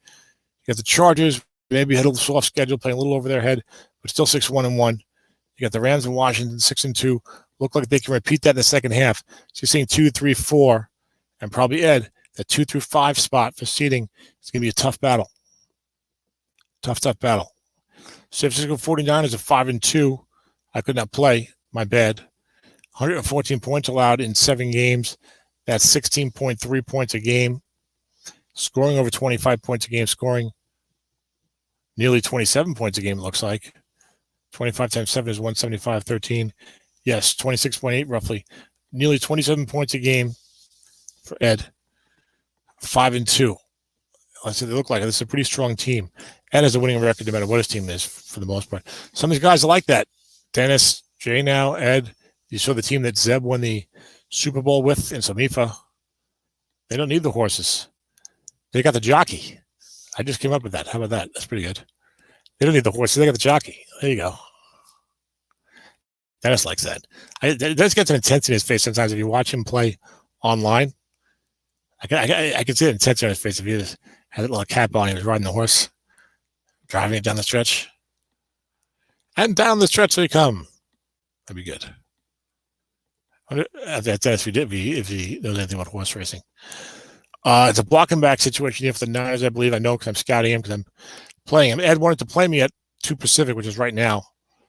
I didn't respond to that because I thought I might be doing a show, and indeed I am doing a show. So probably no game for us tonight, Ed. We'll see. Well, he needs notice, and I'm trying. That's a long story. It's my fault the game was not played in time. I just emailed him this morning, but usually he needs like the day before notice. So anyway, we will have different situations. All right, so you got interesting team here because you got Kirk Cousins quarterback. You got Marshawn Lynch, Darren Sproles, and then he's hiding Carlos Hyde and Bilal Powell is hiding them in the depth chart. Okay, so a four-headed monster at running back. Stephon Diggs, Corey Davis, Greg Olsen, 2 6s on the interior. Not great pass blocking, but I can tell you because I scouted this team getting ready to play. He's running the ball an awful lot, and Cousins is completing 70% as a result. 3-4 defense is real good. Goes 5-5-6, 4-4-5-4, but 6-6 at corner. 4 safeties. Those 6 corners, and you got some pass rush. That makes things tough on the offense, right? And it makes it even tougher when you have one of the best defensive coaches in the league. Ed's a great coach. When I think of Ed, I think of a defensive coach, a defensive team. It seems to be not that he's bad at offense, but that's where I think he really shines. Is on defense, and he always seems to hold the other guy down to a low number and things like that. So you see, this team has got 153 pass attempts with 5 sacks, so 158 dropbacks for Kirk Cousins, 222 rushes. So they're running the ball a lot. They've got Bilal Powell, Marshawn Lynch, Darren Sproles all getting in the game. 6.5 average for Powell. And you can see why. I mean, Lynch and Sproles don't have great cards. People might be conceding the run. He's got a center 6, a left guard 6. You can see why he's having some success there. And you got to respect Cousins, certainly, right? And he's really good with the flat passing. So you can see where he's doing well. Only at 200 points, 200 yards, rather, of the net yardage. But I bet he's up with the turnovers. He's actually -2 in turnovers. And he's getting outgained by time of possession. The red zone. The hidden greatness. 87% for Ed in the red zone. 68% for the opponent. That is something. 87-68. Dennis was even better. And then average play, 6.2 for Ed, 5.0 for the other guy. Part of that is 16 sacks for Ed, only 5 for the other guy. Ed's 5-2. His losses were to Houston, 23-20, Bradley Miller, and 25-11 to the Rams. That's Nathan. Victory is 23-3 over the Chargers. The Chargers only lost so far. 34-10 to Baltimore, 38-14 Miami, 30-22 Pittsburgh. So the rest of that block wasn't that tough, but 23-3 over the Chargers. And Paul Manquin is nothing to sneeze at. Started off 4-0 and then lost 2 out of 3. 32-17 victory over Kansas City. That's Dan Morin. And he's got to play me in San Francisco. We'll try to get that game in soon to get caught up and finish up the second block, so to speak. Then third quarter block of games. You got to play Dennis, who's 10-0. You got to play Tony, 5-3, back-to-back champ. Got to play Detroit, rebuilding. Got to play Washington, 6-2. So you got to play Washington, Seattle, and Minnesota. This block. That is a tough gauntlet. After playing me, and I'm only 4-3, but the personnel is pretty strong. I think everyone would agree. So that's a tough slate for Ed. These 5 games upcoming. Nothing against you, Mick, because you got to play Detroit 2-6. Otherwise, my team's got really good personnel, underachieving. Dennis 10-0. Keith 6-2 with a great club. Minnesota 5-3, back-to-back champions, good club. Defense doing wonders in the second quarter of the season, particularly. Then they're going to play Green Bay 5-3, New Orleans 4-4, Dallas rebuilding 1-7, and Arizona 5-3. So a tough slate of games for the commish. We know how good he is, how much he's up to the task. But this looks more like even as good as a team, like 12-4 would be really good. Like 11-5 seems more likely. Just too many tough games on there. But I generally would never bet against Ed. So he could go 12-4. Better, you never know with him. But I'm going to go 11-5. And I think Ed's always been a great coach since we've been in these leagues with him. But I think the gap between Ed and the rest of the league has really, really narrowed a lot in the last, 7 or 8 years. Even though he's still there a lot, I don't think the gap is as great between him and some of the other coaches. So I'd like to see him at 11-5. he's going to have to like take 2 out of 3 from like me, Dennis, and Keith to get to 12-4. I think. You know, that's a lot to ask. It's a lot to ask, but he could do it. So he might be in the mix for 2-3-4. I think I like him on the outside of 2-3-4 right now. I think you look at Chargers, Rams, and Washington in 2-3-4 behind Mr. Crowley, assuming Dennis ends up with only 1 loss or so. Arizona, Kurt Retzlaff, he's got at least 1 SSFA championship in his past, or SAMSO, or both. I forget. 5-3 club, 181, 170 in the old points scored column. Let's go look at this. See, talking the coaching here. Brock Osweiler, quarterback. Is that true? Is Jared Goff actually the bench behind Brock Osweiler? And, it's a good thing we have job security and Strat-O-Matic. I don't know how the fan base would feel about that move. No, Jared Goff is a starter. So the old computer manager fake depth chart trick. And I fell for it. Is it too much to ask that you put the right quarterback in here? Maybe there was an injury. All right, but you got Jared Goff. He's got Isaiah Crowell, Peyton Barber. I think I lost this team. I was annoyed. Peyton Barber was running wild on me. That's right. Isaiah Crowell ran the game winning touchdown from 24 yards out with 8 seconds left. We ran the ball a lot against me. Did a nice job with the team. He's a good coach. Got some decent run blocking to work with, especially on the right side. The receivers aren't great. Still annoyed I lost. Now I'm looking at a team, I'm more annoyed that I lost. 3-4 defense goes 4-5-5, 4-5-4-5, 4-6-6-5. Secondary is a strength. So he's done a nice job. It's not the greatest teams within the pass rush. Doesn't have the best running backs and receiving targets to help out Goff, and he's 5-3. Losses came to Washington 34-23. The Chargers 24-20. Arizona 38-6. Jacksonville rather 38-16. You'd like to have that one back. Victories 23-20 over my Jets. 30-10 over Green Bay 5-3. 26-23 over Dan's Chiefs. 31-15 over Baltimore. 12-6 over Cleveland in overtime. The old overtime touchdown. In a 6-6 game in regulation. So a lot of close games here. A lot of close games for Arizona. And look, you look at the team, it's not a great team. So they're probably going to get into a lot of close games. Kurt's a real good coach. Let's see what he can do in the second half. He's going to play Miami 1-7. He'll like that. Pittsburgh, nothing against Miami. I'm just saying you're on 1-7. Pittsburgh 3-5, but not a bad team. Cincinnati 5-3 with Matt Ryan. Minnesota 5-3. Then Arizona 1-7. Dallas 1-7. Giants 3-4-1, and San Fran 5-2. So a couple of real bottom of the standings teams there. It's got 3 teams. There's 3 teams that are 1-7, and he plays them all in the second half of the season. I'll take that schedule. There's all 3 of those teams that are 1-7, and then he also plays. Is it Baltimore? There's 3-5 Pittsburgh.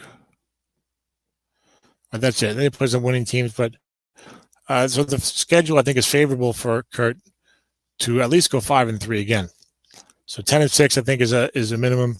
Maybe 11-5. If you can somehow find a way to beat Ed here late in the season, that could be for 5 seed versus 6 seed, which actually isn't that big of a deal. But I think you generally always want to get the higher seed because it couldn't be in a home game, right?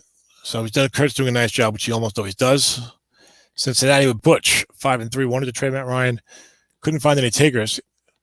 I almost traded for him like 4 years ago. Got overturned by the committee. Butch has got Matt Ryan. He's got Saquon Barkley. No wonder his team's going up and down. The all or nothing card. Antonio Brown, Tyreek Hill, Benjamin Watt. Hard to get a lot of run calls, but you got Matt Ryan, Antonio Brown, and Tyreek Hill. Only if he could have maybe ramped up his run blocking, or maybe picked up another running back who's a little better against wrong. I don't think getting much out of David Johnson. Just ask Bill O'Brien. Well, maybe not. Okay. That's a crazy trade. And then you traded 2 for Brandon Cooks, who's like concussion prone right now. I don't know, Billy. I don't know. Doesn't look strong to me. It's a weird offense with Saquon. No wonder. I mean, Ryan's probably just getting pass calls like 95% of the time. Not that much, 94. 4-3 defense. It was 5-6-6-5. He's got one of those 4-3 defenses with the strong tackles and the overall strong run defense. 4-4-4 linebacker, 5-4, 5-5 in the secondary. No pass rush to speak of, so double offs can hurt him. Flat pass can hurt him, but these 4-3s are playing well. Really well. He's scoring over 25 a game. He's giving up $182. He's got losses at 5-3 too. I went through this already. There was all one-sided games. Lost 44-15 to Nathan. Lost 22-17. That was a close game to Paul. Lost 31-14 to Dan. Beat Minnesota 17-13. That's a nice win. Beat Detroit 38-14. Beat the Giants 33-19. Beat Pittsburgh 41-18. And then Miami. This counts as a close game for Cincinnati. 28-21. Almost all the games are one-sided. Rest of the way, he's got to play Cleveland, a game Michael Reeves. Tennessee, John Madden's team rebuilding. Cincinnati 5-3. Seattle 10-0. He lost that game, actually, so he's 5-4. Houston 5-3. Vegas 1-7. Washington 6-2. Dallas 1-7. So we might see some more of the same, as he's got some good teams like Seattle and Washington, and some bad teams like Dallas and Vegas. So maybe some more one-sided contests to come for the Bengals. I think is 5-4 now. It's going to go at least 9-7, I would think. But I might have a hard time getting beyond that. We'll see. This Cleveland game, I think, is a big. This Cleveland game, this Arizona game, and the Houston game. Teams that are 4-5, 5-3. That's gonna determine if Butch can get beyond 9-7 into 10-6 territory. Maybe avoid a wild card round. All right, Green Bay. That's Tom V. Is it Veltri? Voluminous? Something like that. I don't remember. Veltri rings a bell. My Strat baseball field manager played some games today. I've been GMing this team off and on for about 25 years. I'm not a big baseball guy anymore, but it doesn't take a lot to kind of hop in there from January through February and trade and drafts and then disappear. They don't like that I do that in that league, but too bad. Green Bay 5-3. He's scoring over 25 points a game, giving up under 20 a game, giving up about 18 a game, looks like. Done by Tom V. Veltri rings a bell for some wrong. Right.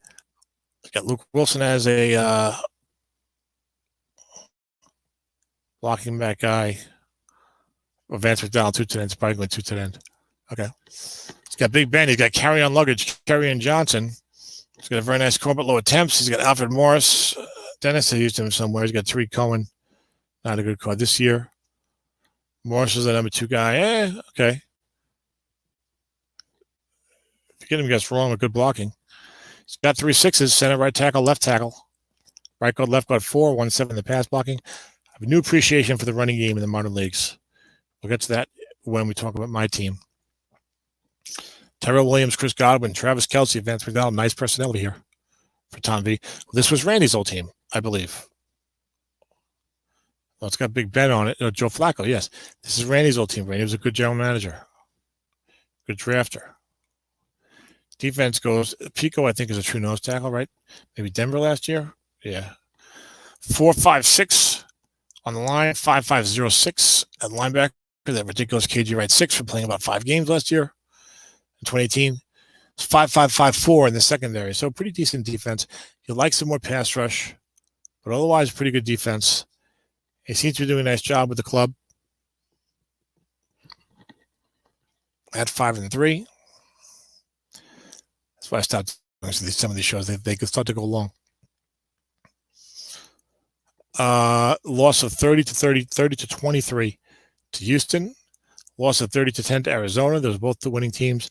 Loss of 28-27 to Washington was real good. So all 3 losses against teams with winning records: 5-3, 5-3, 6-2. Then he beat the Saints 28-20 to 4-4. Beat Baltimore 34-7. Beat Tampa 31-24. These are all bad to rebuilding teams. New Orleans 4-4, but Beat Pittsburgh 20-3. Defense playing pretty well in a couple of these games. Beat Detroit 30-3. So mostly he's been beating the bad teams, losing to the good teams. So that's usually not a great sign. Second half of the season, he's got to play Minnesota, who's good, 5-3. Cleveland is game 4-5. Giants 3-4-1, but it's Joe Golden. Vegas 1-7. There's a bad team. San Fran 5-2, certainly not bad. The Jets, we're not bad. Only 4-3, but we're going to get better. I promise. Can't promise you. I firmly believe that. Rams 6-2. They're good. Seattle. Well, what a brutal fourth block of the game. Fourth block of the season. Jesus. This guy, Tom, I think it's Veltri. I know Tom. I've communicated with him. I just can't remember what the V stands for. Boy. You're 5-3. Having a nice little season. Hoping to make the playoffs. I get Vegas coming in 1-7. I got the Giants 3-4-1. Cleveland 4-5. Minnesota 5-3. Okay. I'd be disappointed probably to go 2-2, but if I go 2-2, I'm 7-5. I better go 3-1, get 8-4, because look at this. This last block, he plays Ed, Dennis, Nathan, and me. I'm not saying I'm as good as Ed or Dennis. I think I'm as good as you, Nathan. I'm sorry. I think Nathan and I are kind of a similar level of coaching ability. I wonder what he would think of that. If he would scoff. But boy, you got to play Ed, Dennis, Nathan with Mahomes and a 6-2 team, and my club. Try and get 9 wins this fall. Try and get to 9-3. You win every game you can this quarter. That is a tough. I'm not saying you're not going to go on 4. It's just that is a tough schedule. And the team is doing a nice job so far, but they're not really loaded, I would say. So we'll see. He's done a really nice job so far, so he could be up to the task. That is tough, boy. But I'll give him 10-6. I think he beats one of us in the last game. What, are they going to sweep the other one? Maybe 9-7. Give him 9-7. I think that fourth quarter is brutal, and you're still going to play like Minnesota, Cleveland, not bad. Joe Golden. It's not like the third quarter is pushovers, except for Davis 1-7, and he's still trying to win. He has no first round picks. He's like, I'm trying to win. You should try to win anyway. I'm just saying.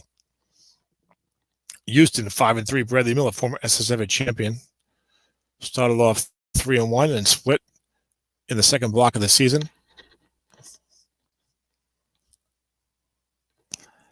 It's got Tom Brady. Still slinging, not as good this year. Derrick Henry's card is okay. I know that Zeb did great things with it. Watkins, Gallup, 6-7 to the left side, 5 to center. 4-7s in pass protections. That's real nice. 3-4 defense. 6, Kyle Williams, a true nose tackle. Buffalo, was McDermott already there playing the 4-3? Yeah, he's a left tackle. This is a 3-4 defense, right? Yep. Go 6-4-4 at tackle. 6-4-4 at tackle. 6-4-4, 4-4, 6-5. Luke Kuechly. I might have grabbed the defensive tackle 4 and played 4-3 with this group with Kuechly.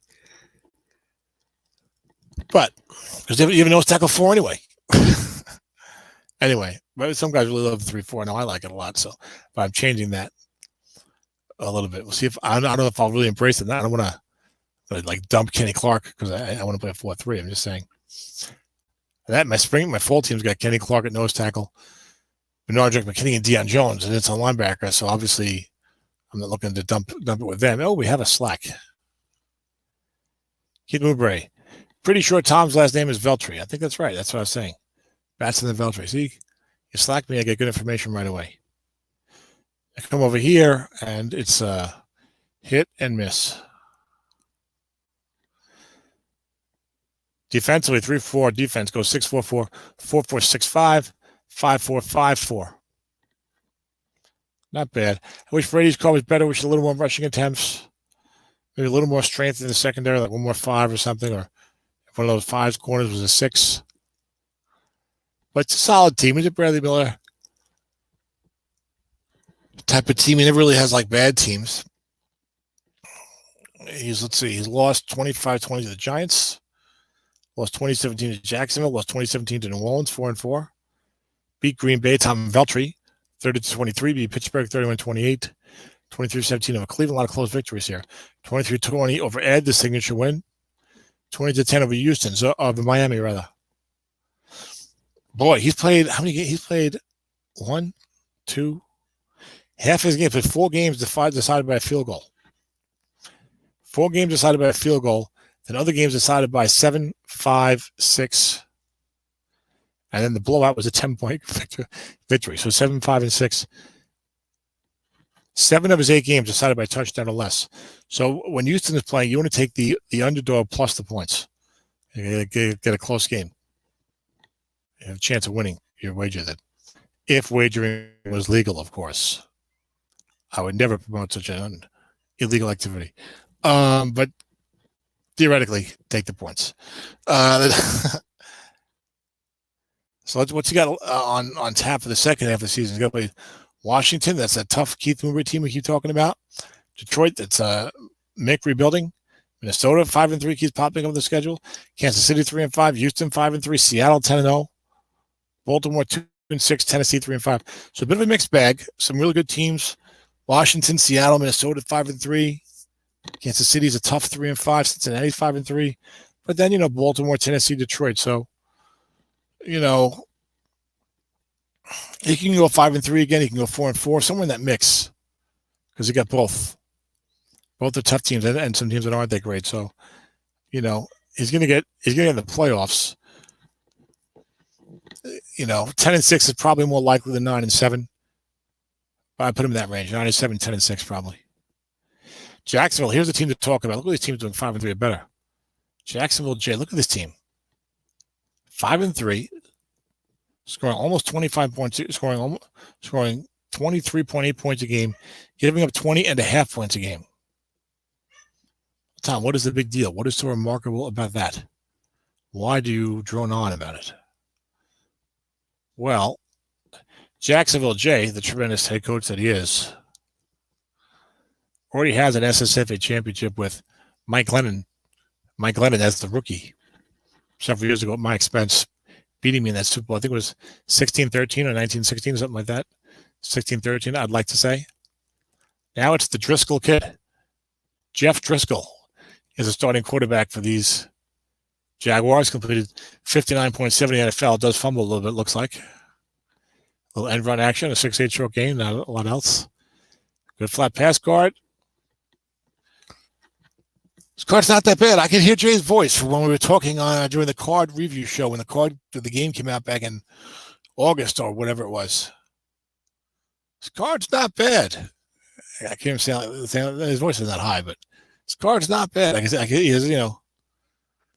he gets all his words out much better than I do. I'm always running all my words together. So the Driscoll kid, the great Joe Mixon, he's doing work for me in Battle Royale, boy. McCaffrey couldn't do anything for me in Somifa. And this card, which I don't really think is better than McCaffrey's, it's similar, if anything, is going off for me in Battle Royale. So I don't know, but God bless you, Joe Mixon. Restoring my faith in Jack. Cody Latimer, Allen Robinson, Tyler Eifert is the run blocking. 4-0-0-6-4 is the pass blocking. 7 left guard, 7 blocking back. The rest are 4s and 5s. So his offense shouldn't really be doing that great. He's averaging almost 24 points a game. And hello, nurse, look at the defense. Oh, my goodness. The defense is not good, ladies and gentlemen. 4-4-4-4, 0-5-0. Jay's 5-3. He's starting outside linebackers. Oh, my gosh. I'm going to repeat this. 4-4-4-4, 0-5-0. Secondary, 4-0-0-6. Eddie Jackson has got his work cut out for him at free safety. And yet he's giving up 20.5 points a game. This is coaching genius. From the, I believe, 3-time SSFA champion. Even has bad opponent punt returns. Demir Bird's not too bad on... I'm looking for something here. The kickers even stinks. Dan Bailey's 2-6 from the 23. I play this team this quarter. Jay, I better not lose that game, Jay. Your team better perform as I expect them to. It was 1-3 in the first block, 1-3 rebuilding. Well, what are you going to do? Guess it's not in the cards. It's here 4-0 second quarter of the season for hard-hitting Jay Villing. God willing, Jay Villing. First quarter losses, 23-17 to Cleveland, 24-15 to Dennis. Lost by a field goal to Minnesota, so the team was competitive. Upset the Rams with Patrick Mahomes, 34-23 with that defense. Second quarter of the season, wins all 4 games, 24-17 over Dallas, who's weak. 16-14 over Tampa Bay, who's weak. 2017 over Houston, who's 5-3. 38-16 over Arizona, 5-3. What a tremendous job. This would have to be first half coach of the year right here. Would have to be Jay. With Jeff Driscoll and that defense, he's 5-3 with some wins over, 6-2 Rams, 5-3 Cardinals, 5-3 Texans. I almost said the Oilers. But let's see if he can do it. Do you believe in miracles? Al Michaels does. 1-7 Vegas on the slate. 4-3 Jets. I better win that game, Jay. Oh, I'm gonna be upset. I will not sleep well for probably about 10 days if I don't win that game. I will be an angry camper. After my humiliating Somifa season, 8-8, it's starting 1-3 with first a defense that makes people literally drool. I'm going to go out there and lose to the Driscoll kid and a sea of zeros. I better win that game. Strap it and screw me in that game against Jay. Not to mention that Jay has beat me twice in the SSFA postseason, including in the Super Bowl. So there's a little bit of a. It's not a payback for losing playoff games to beat a rebuilding team, but there's a little bit of a history with the SSFA Jets and the Jaguars.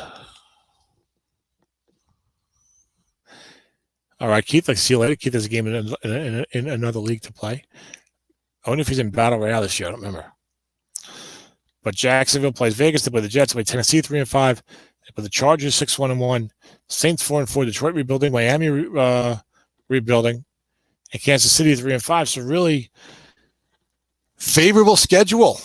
This is a team that I would probably predict to win 5 or 6 games at most to start the season, and that's only because of Jay. Other coaches I would have predicted 3 or 4. So 5 or 6 wins I would have predicted probably. And now you got to say he could go 5-3 again. You got Vegas is 1-7, Tennessee is 3-5, and they're rebuilding. 3-5 is actually a good record for that team. Detroit's rebuilding. Miami's not good, and team's not bad, but he's struggling. And it's not saying that Jay is definitely going to lose to me and New Orleans and the Chargers.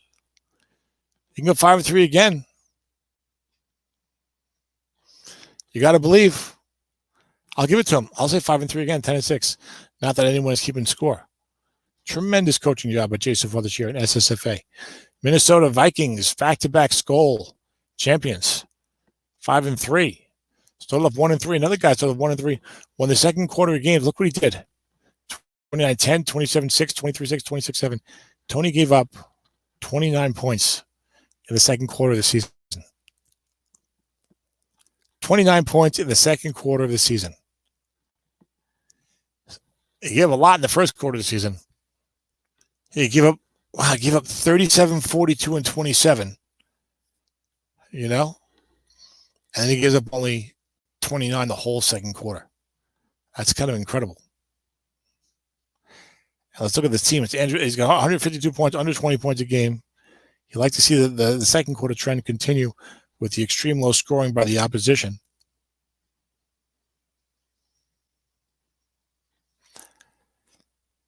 I think we're seeing a lot of 2 tight ends here. He's got Andrew Luck. Forget you, Andrew. Let me down. It's got Andrew Luck. It's got Matt Breida, Tevin Coleman, Latavius Murray. So running back by committee. Matt Breida's got a good card. He's got a 6 at left tackle. His tight ends can block. Right guard 5, the rest of 4s. 2 7s. I bet he's running the ball well. And Mike Evans is very dangerous. Gronk is very dangerous. Edelman can catch the underneath stuff, so that's nice. Boyle, I think, is okay flat. So pretty solid looking offense.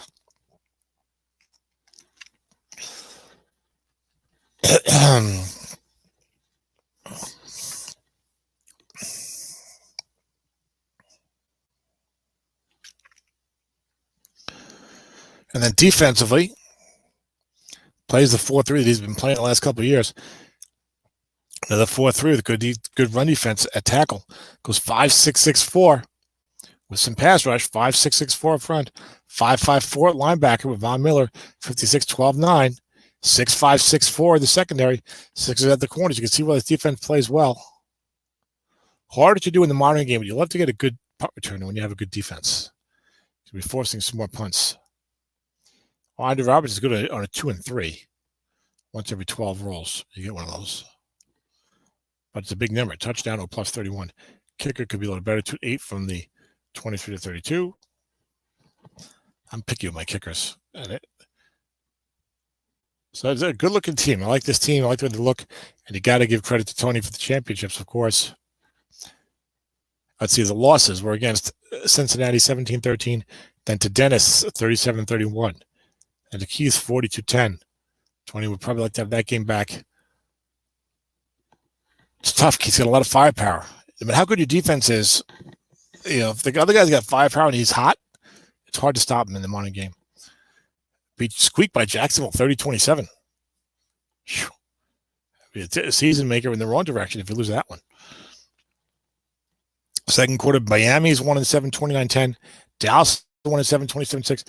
He played 3 1-7 teams, and the Chiefs are 3-5. But still, he dominated them. So they say that's what the good teams do in the NFL.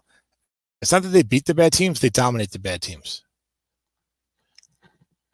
Historically, if you look at teams that end up with really good point differentials and stuff like that, and people think point differential is maybe an easy indicator of how good a team is, as long as you're not running up the score.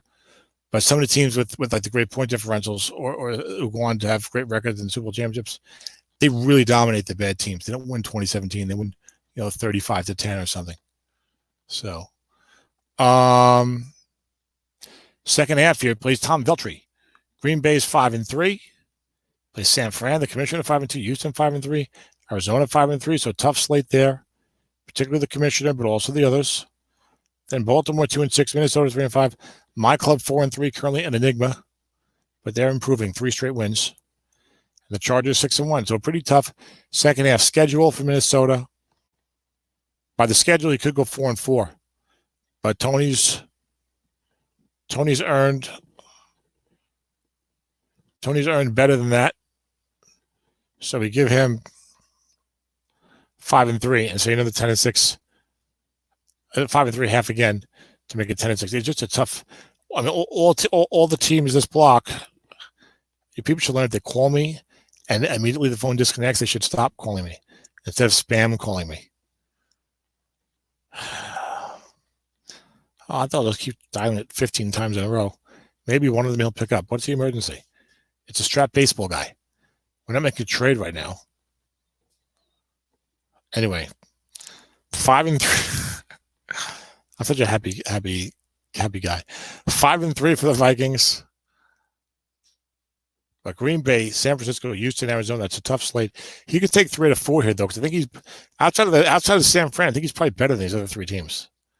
Arizona's done a good job. I mean, Houston's there. So he could go 3-1 here. If he gets to 8-4, he can get to 11-5. He could even have a great second half and go 7-1. That would really be something. So he can get to 11-5.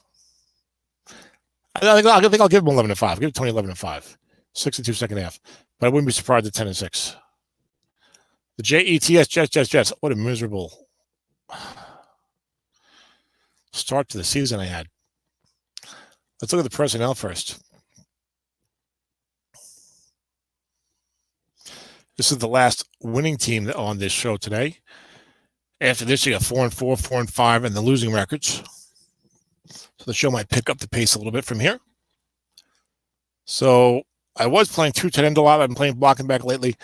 I started off 0-2 Well, I could talk about this instead of look at the cards because I know my team.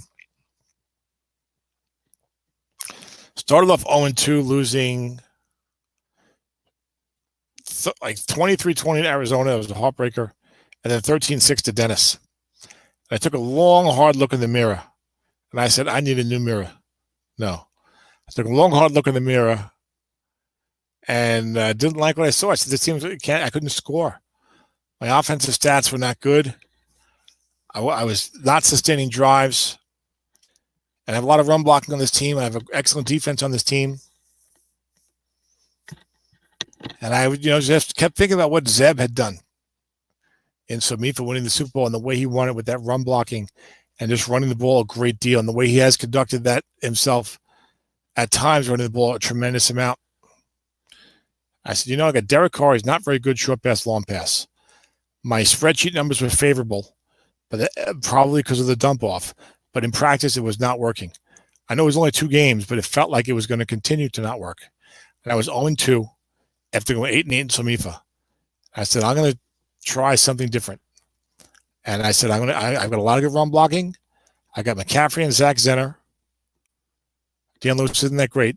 I'm going to try and run the ball a lot, throw a lot of flat passes. Still take my shots short, long if the guy's giving it to me, and rely on my defense and try to win with a more conservative approach. And it's worked for the most part. I was 0-2 when I made that change. Now Vegas is 1-7, so I beat him 20-3. Big deal, right? And I had a lot of bad luck to lose against Dan. I don't think I committed very, very heavily to the run by that time, as much as I did after that. I've also been rethinking. I think that the great run blocking and a good running card, you get those. You get the consistent yardage all the time if you really have great run blocking, and then when you're getting flat passes against wrong, those are like automatic 10-yard plays. It's 10, 12-yard plays, it seems like a lot of times. So I wasn't running as much as I thought, game of 3 and 4, but I did run. But I did 1-3. I said, I'm going to start running the ball much harder. And it started with Pittsburgh, Dan Thorauer. I beat him 30-20. I know he's only 3-5. He's not a bad team. I ran the ball 40 times in that game. Then I played Keith, who has a great team I talked about. And I ran the ball 50 times in that game for 215 yards. And I won those 2 games. Stop calling me Joe. And I won those 2 games. 90 carries in 2 games in the modern league for Tom Cooke. Now, people are like, oh, Tom likes to throw the ball. You got to think of this. I've been playing Strat-O-Matic since 1978. Okay? I'm playing Strat-O-Matic for 42 years. Okay? And up until I started doing my spreadsheets about 8 to 10 years ago, I would run the ball a lot. I'm from a run the ball family. My brother Arthur and I we run the ball, we play defense. We go back to the 1970s with the cards. And that's how we're comfortable playing. We know how to play that way. We played a million games that way with the dice and cards growing up. So, I don't know why my Skype isn't closed either. It should just be closed. So, but the spreadsheets really with, the white die 6 and the dump off and the flat passing columns we have now, and the way I'm good at identifying and drafting receivers, it seemed like I could sustain my offense with the passing, and I have. With all of my teams pretty much until that SoMefa team, and I still don't know what the hell happened to that team. It was an aberration. I don't know, but I've also not had success in the playoffs. Now I'm talking the modern leagues. If I'm playing a retro league like Dennis's Summer Sprint, the rule set is different. There's no dump off in those leagues. I'm going to run the ball a lot. I'm usually going to run the ball at least as much as I pass it. So I'm talking the modern rule set with the modern teams, dump off, white die 6, all these flat pass quarterbacks. Not as much pass rush. A couple of years ago now, it seems like this pass rush has made a comeback the last year or 2 in the NFL. But look, I was not having postseason success. It's been a while for that in a modern league. So I said, let me try this. I've got a lot of run blocking, and so far it's working pretty well. The last result was against Tennessee, 23-13. So I'm running the ball a lot. I showed more balance against Tennessee think I had 31 runs, 27 passes. I had 32 runs, 27 passes. Okay. He was calling run. So, we'll see. We'll see if I, the lure of the pass is always there. But I'm trying something different here. And I don't mind telling people like, oh no, you just told everyone you're running it, and now they're going to call running you. I'm still throwing passes. I still have Derek Carr, great flat pass. I still have Brandon Cooke straight down the field. I mean, if you're going to sit there and call run all day, you're probably going to struggle. You know what I'm saying? So I'm not too worried about it. We still got to coach the games. You know what I'm saying? So that's what happened. That's what's happened with my team. Has been a tale of two cities. The defense has been played pretty well all year. I didn't look at the personnel for you guys on the screen.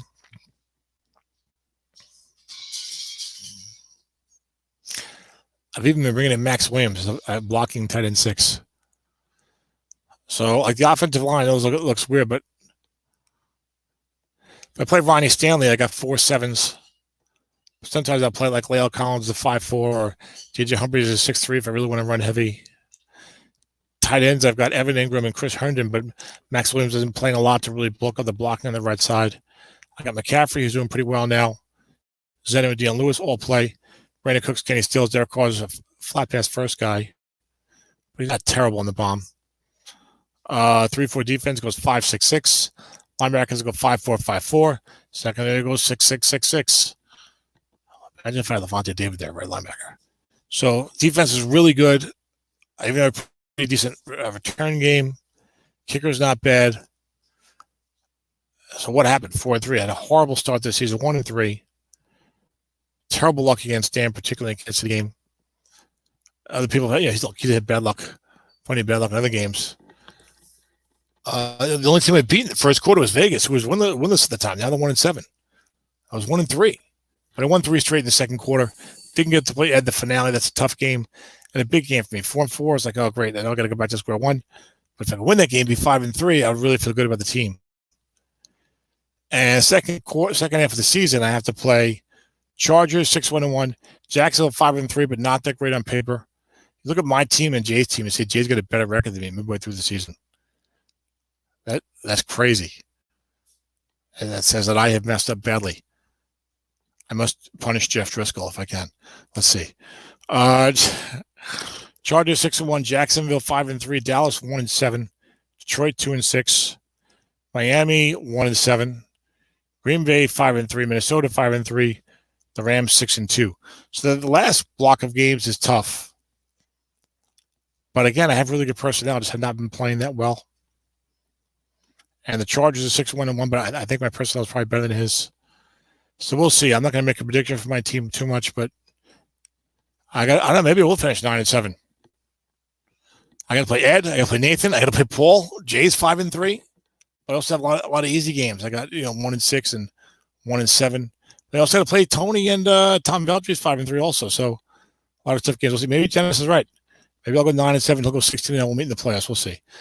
So I feel good about the way I'm playing the team now, though. So I do expect to make the playoffs with them, and I would be really crestfallen if I didn't.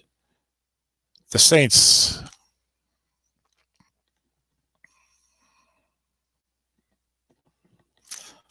Four and 4.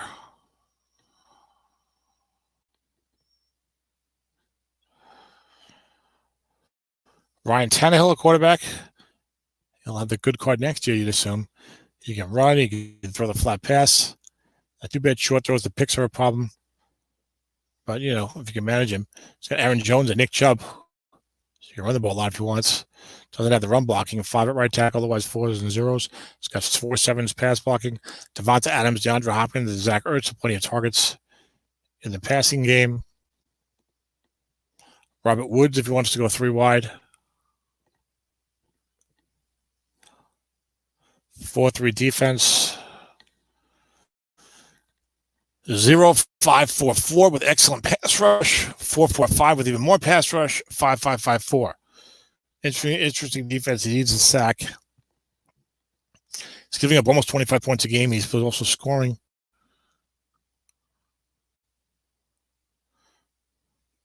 About 22.5, the league average. But he's 4-4. This thing is clicking slowly. Lost to Green Bay, 20-20. 18-12 to Dennis, 23-19 to Chargers, a couple of close losses to good teams. They got hammered by Tennessee, 38-13. Defeated the Giants, 31-17 as Joe Golden. Defeated Tampa Bay, rebuilding or struggling, 31-24. Beat Dallas, 1-7, 35-29. And Houston, 5-3, 2017. So kind of a mixed bag of results here. Got to play Baltimore, the Rams, Washington, Cleveland, Jacksonville, San Francisco, Detroit, and Miami. Could get to 9-7, but it's going to be tough. Rams, Washington, San Francisco is tough. If he loses all three of those games, then he has no margin for error. If he loses all three of those games, he has no margin for error. So I got to go 8-8. Because those three games will be tough. I'm not saying he's going to lose all three of them, but even if he wins all three of them, or even if he wins one of them, you still got Cleveland, you got Jacksonville. You got a couple of the teams on there that you got to beat also. So I'll give him 8-8. I think he falls short. The Cleveland Browns, our friend Michael Reeves, who just texted me. My dad came over today, and we were working at my house. I knew the text was innocuous. That's why I'm saying it. They gave me new outdoor lights for Christmas, and we finally had time to put it out today. Okay. I'm not listening. New lights for Christmas. It is, it's April. Michael, I'm just saying. Straight facts. Calendar here. April 11th, I see in the corner. They're either very late or very early, but at least they're up. And happy Easter to you. Okay. The Brownies, 4-5. They were 4-4, lost a real tough one to Dennis. Michael had a lot of luck in the game and a lot of bad luck in the game with injuries. So,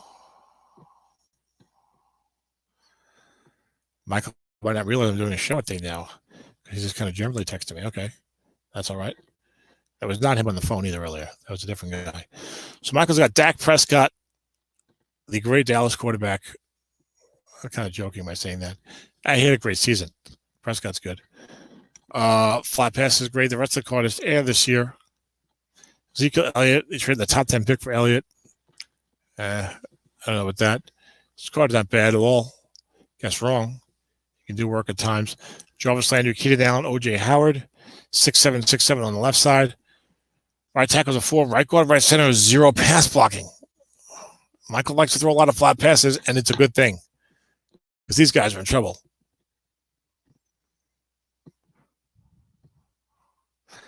You can bring in Ryan Groy to play either position as a 0-2.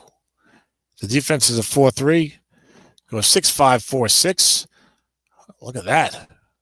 With Buku pass rush, which happens when you have Aaron Donald and J.D. Watt. Then it goes 4-5-4 at linebacker, 5-4, 5-5 in the secondary.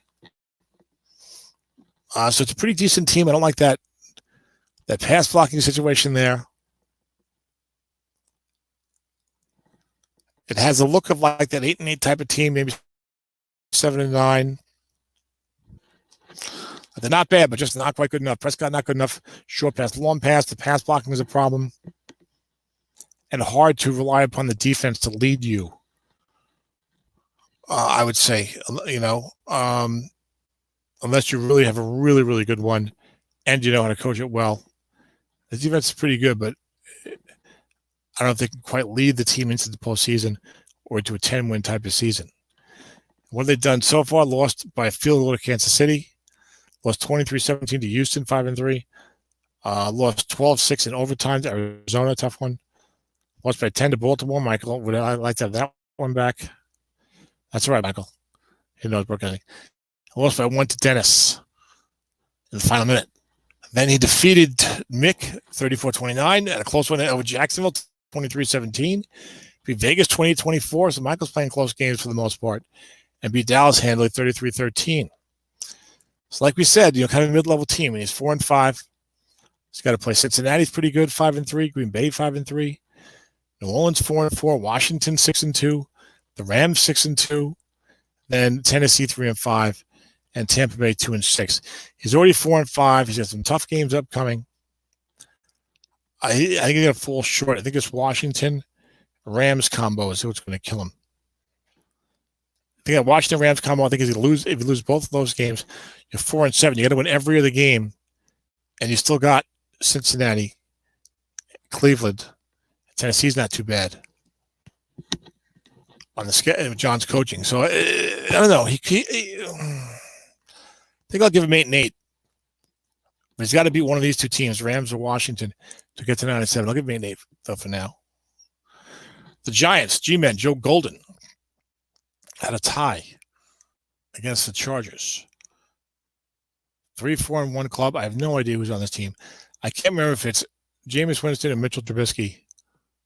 It's Jameis Winston, but he also has Deshaun Watson. You don't see Joe with a good quarterback and a struggling record. Let's see what's going on here. You got Watson, a quarterback. The running game is shaky. Kenyon Drake, Doug Martin, and Elijah McGuire. Not that bad. They're not that good. The run blocking is not there. 4-0-0-4-4. So that hurts if you're trying to saying the run gets wrong. It hurts that you have very poor blocking here. Pass blocking is good. Watson's good. Robbie Anderson could have Samuel Wilson Hooper. This offense looks like it can struggle, and sure enough, in 8 games, 175 points.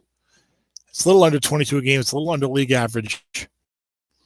And Joe's a good coach. So it's a little underwhelming, though.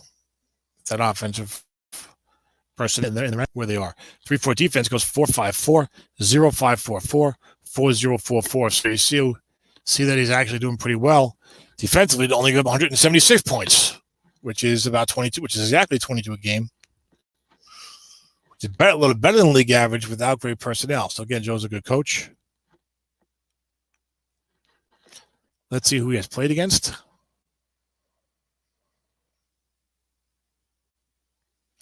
Hey, Zeb is on. Hey, Zeb.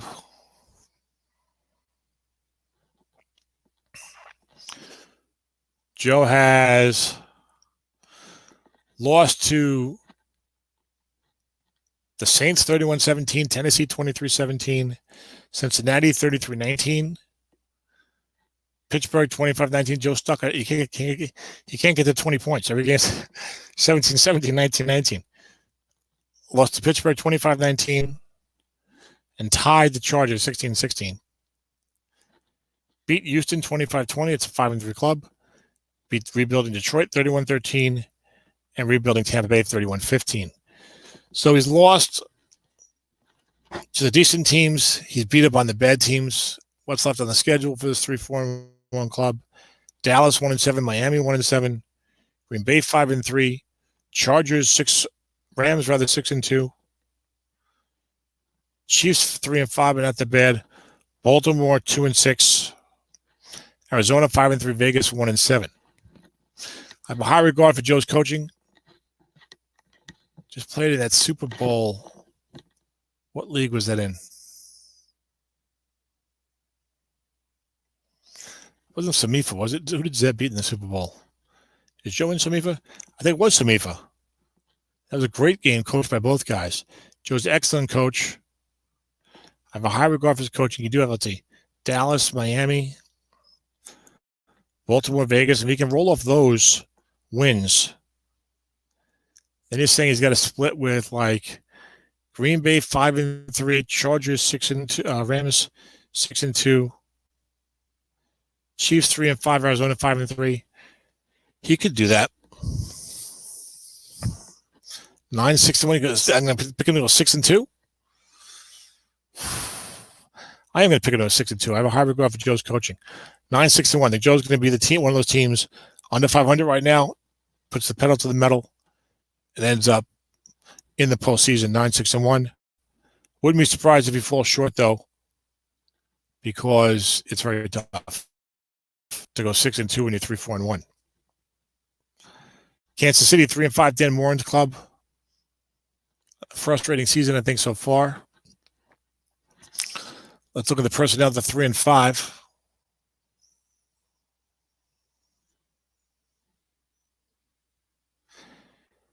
I did play this team, of course.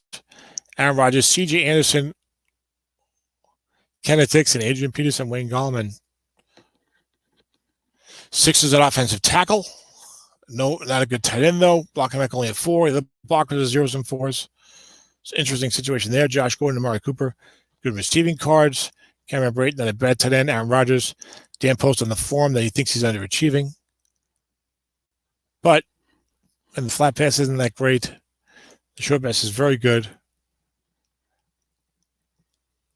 And the long pass is 7-12, but he's got 2 receivers. I'm not thrilled with Rodgers' card this year, but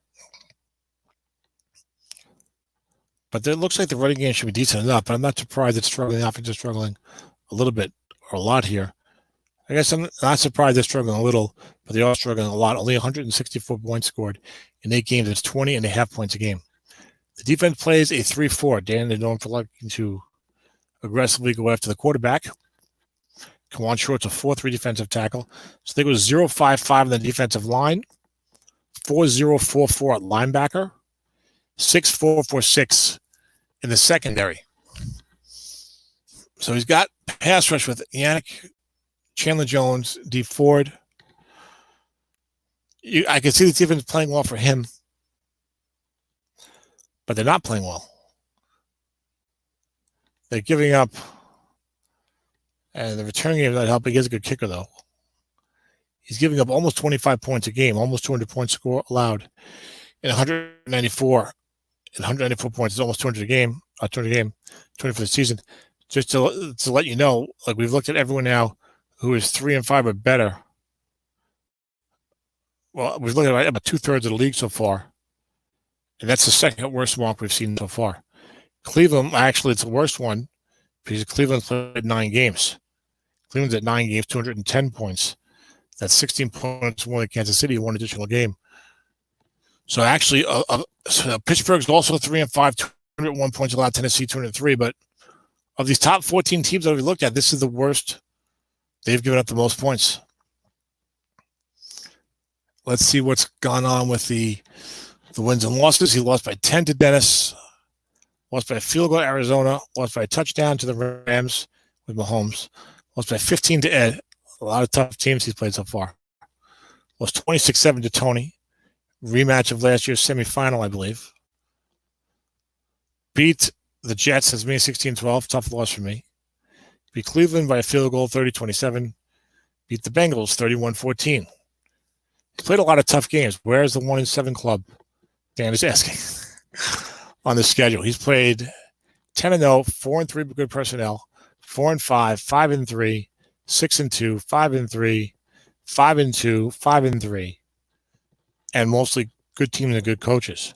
So maybe you could turn around the second half. He plays Pittsburgh 3-5, Baltimore 2-6, Tampa Bay 2-6. This is more like it, Dan says. Houston 5-3, Giants 3-4-1, but it's Joe Golden. Chargers 6-1-1, Vegas 1-7, Jacksonville 5-3, rebuilding, but it's Jay doing a great job with that team.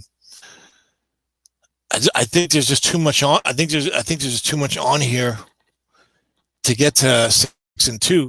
What he needs to do to make the playoffs, because you do have some weaker teams here in the third block. 3 out of those 4 teams, and they get Houston 5-3 though. So you get Houston 5-3. You got Chargers 6-1-1. You got Joe Golden 3-4-1, but he's good. You got Jay overachieving at 5-3. Those are the 4 games. He can split those and win the rest. He can do better than split those anyway. It could happen. It's hard to figure out. It's hard for me to figure this out right now. Plus, I'm getting tired. Plus, it doesn't matter that much. But I would say Pittsburgh. Also, like the team is pretty. It can do some things, but they're not great. I mean, he can go 5-3 and finish 8-8. The -3 in turnovers. Look, he's getting outgained by nearly 500 yards. So it's not a mirage. 5.1 average opponent against the run. 68% completed, 7.7 against the pass. He has his 19 sacks. Red zone efficiency, 86-68. That's good. But they're moving the ball and scoring against the Chiefs.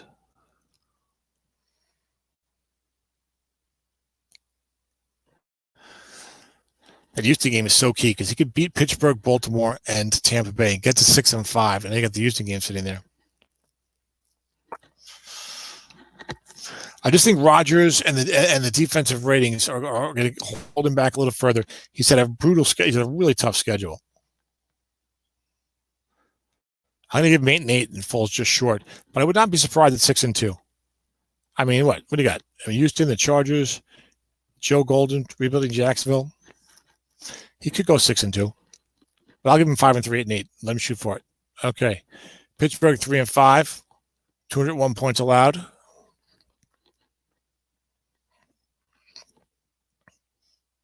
Well, I think we'll go pretty quickly through these teams right now. I got to get out of here. I got some things I need to do. Carson Wentz quarterback, Phillip Lindsay and Kareem Hunt. It's a nice tandem. The center 6 is all important, Zeb will tell you, right? 5-7 left tackle. Wish I had a center 6 right now. 4 is a guard, 0 right tackle. Michael and Paul Richardson. So the offense isn't bad. You're relying on that quarterback halfback combo. Got to give Lindsay the ball and let him do his thing and play for that. 3-4 defense goes 4-5-4, 4-6-4-5, 4-6-5-5. Not bad. You like a little more pass rush. You probably like one of these ends to be better, or maybe have a big blitzing linebacker behind him. And Dan's still coming along as a coach and improving, I think. I played him, I think, this year. I did play him this year. But still, this is a tough league. Still a tough league. So, you learn as you go.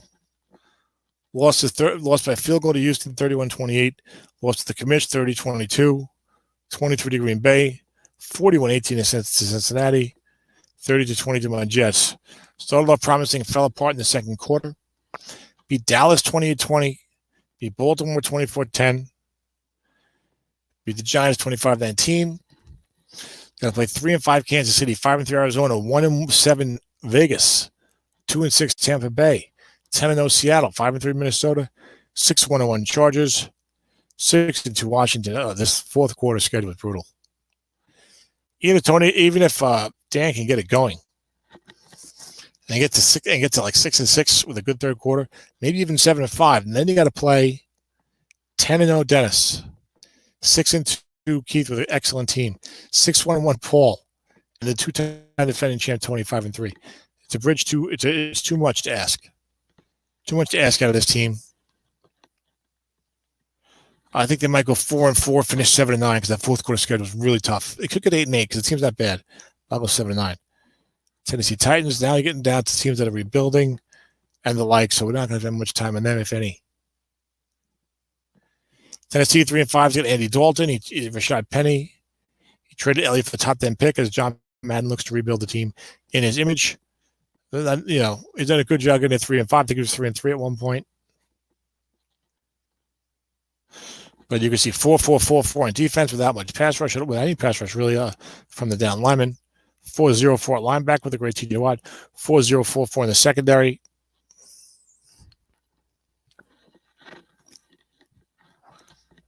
So I don't see this team bouncing back. 3-5. He's given up 203 points.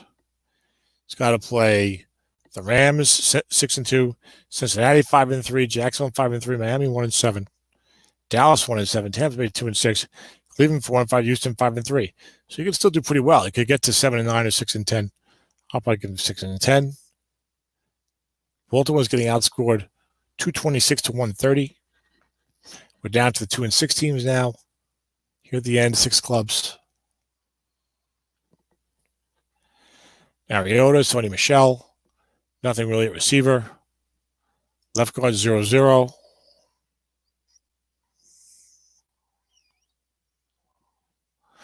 Defense is a 4-3 that goes 4-4-4-0. Goes 4-5-5 at linebacker. 0-0-4-5. So they're not going anywhere.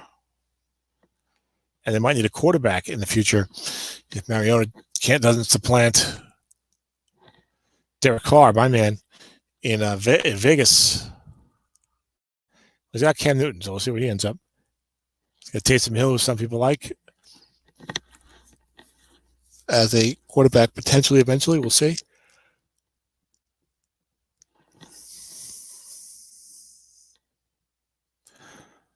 Detroit Lions, also 2-6.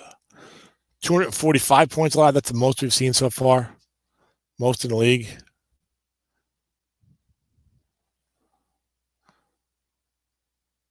3-4 defense got Case Keenum at quarterback. Not much in the way of blocking. Dalvin Cook. Some pretty good receivers. Mark Andrews, the first-round pick, who's done excellently in the NFL so far. I think this Michael Pierce rating is not legit. His defensive tackle 5. So it's 4-4-4, 0-4-5-0, 0-5-5-5. Not the worst team I've seen for 2-6, certainly. Dalvin Cook, Case Keenum, some stuff on defense, but he's been getting hammered pretty much. So I don't see them bouncing back and making the playoffs. With that personnel,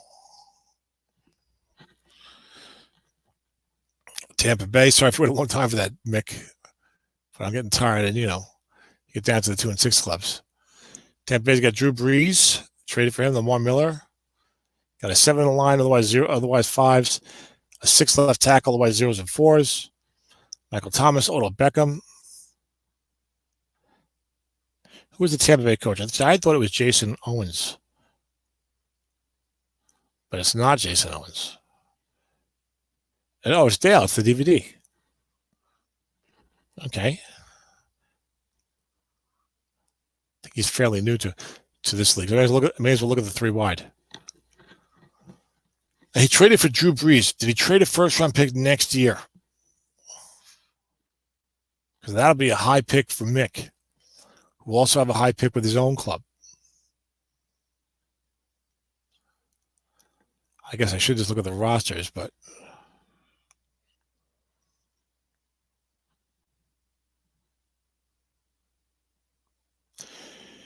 Detroit receives. Let's see. That was the Adam Thielen trade with the Rams. All right. Here's the deal. Mick traded Drew Brees and a safety for Antoine Bethea to DVD. Yes, he got his number 1 next year. One this year, one next year, in Case Keenum, basically, and Trent Murphy. So Mick is looking to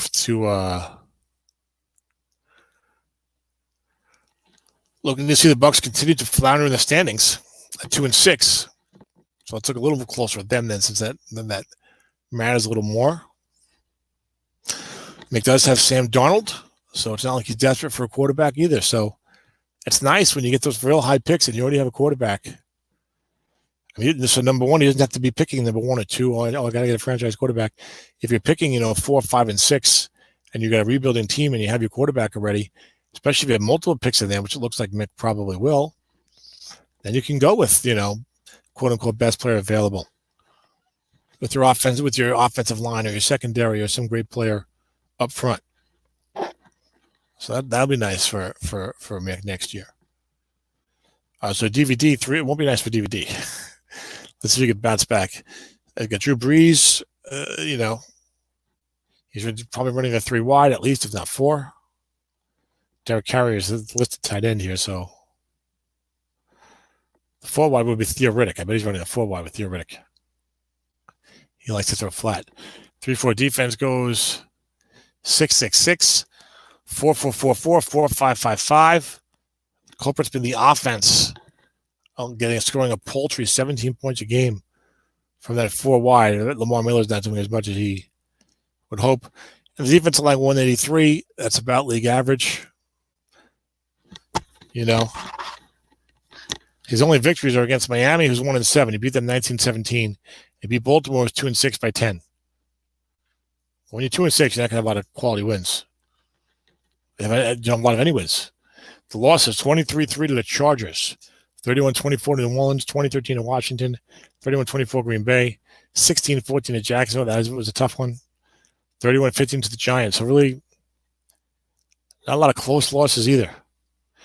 You're going to play Detroit 2-6, Vegas 1-7, Kansas City 3-5, Pittsburgh 3-5. So he could have a good third quarter. You can go 3-1, and the big matchup will be against the Chiefs. Well, Pittsburgh's not a bad team either. So he's got a chance to go maybe go 3-1 here in this quarter, maybe. And they got to play the Rams 6-2, Tennessee 3-5, Seattle 10-0, and Cleveland 4-5. So that's all she wrote. But I think we'll see more wins in the second half. Probably a 6-10 record. for the DVD. Just enough to push that pick maybe out of the top 5 or 6, maybe. Still got a real good player, though, at 7 or 8 or whatever. Dallas 1-7, Vegas 1-7, Miami 1-7. I'm not going to bother. These are all bad teams that are really getting destroyed. And I think I need to go and take care of some things. So that's our show, guys. I don't have any predictions for you for Super Bowl. I just wanted to kind of look and see how guys are doing. Dennis 10-0 is ruling the roost right now. 2 very tough games coming up against San Francisco with Ed at 5-2 and Washington, a stacked team with Keith at 6-2. I like the Chargers, Rams, and Washington to battle it out here as they are right now for the 2, 3, and 4 seeds. Probably all teams winning at least 12 games when all is said and done. Then I probably like San Francisco, Minnesota to come in there at 5-6. Ed could maybe do better than that. And then the rest of the teams, I probably like my team to come in after that if I can get a little hot here. And then I'll be in that mix probably with, Houston and Cincinnati and teams like that. See if Jake can keep up the magic. You might only get like 10 teams in the playoffs this year, possibly. We'll see. I don't see a lot coming out of this back end. Joe Golden, I was picking to come up, but that's not certainly none of these things are guaranteed. But that's not a guarantee. So, all right, guys, I'm going to hop off. Stay safe. Practice social distancing. Let's try and get through this in the next couple of months as a country and get back, hopefully, to normal. Doesn't have to be exactly the same as it was before, but eventually it will be. Some people are like, oh, what's the new normal going to be? Look, but when they get a vaccine, which might be done next year, once they get the vaccine and it works well, things will go back to normal. Some things might be a little unusual for a while, even when the guidelines ease up in a couple of months. But, there'll be enough, I think, to feel grateful for, hopefully by the summer, by mid-June, I'm guessing. Some people say May. I guess it depends where you are, of course. I don't see it in early May, certainly. Maybe late May. But I'm thinking like mid-June, you'll start to really feel like, okay, maybe things are kind of getting better now. We'll see. It's an unusual time, unprecedented for all of us. You got to talk to your great-great-great-great-grandfather, whoever it was back in 1918 during the Great War, or at the end of it. All right, guys, stay safe. It's Tom signing off. Take care.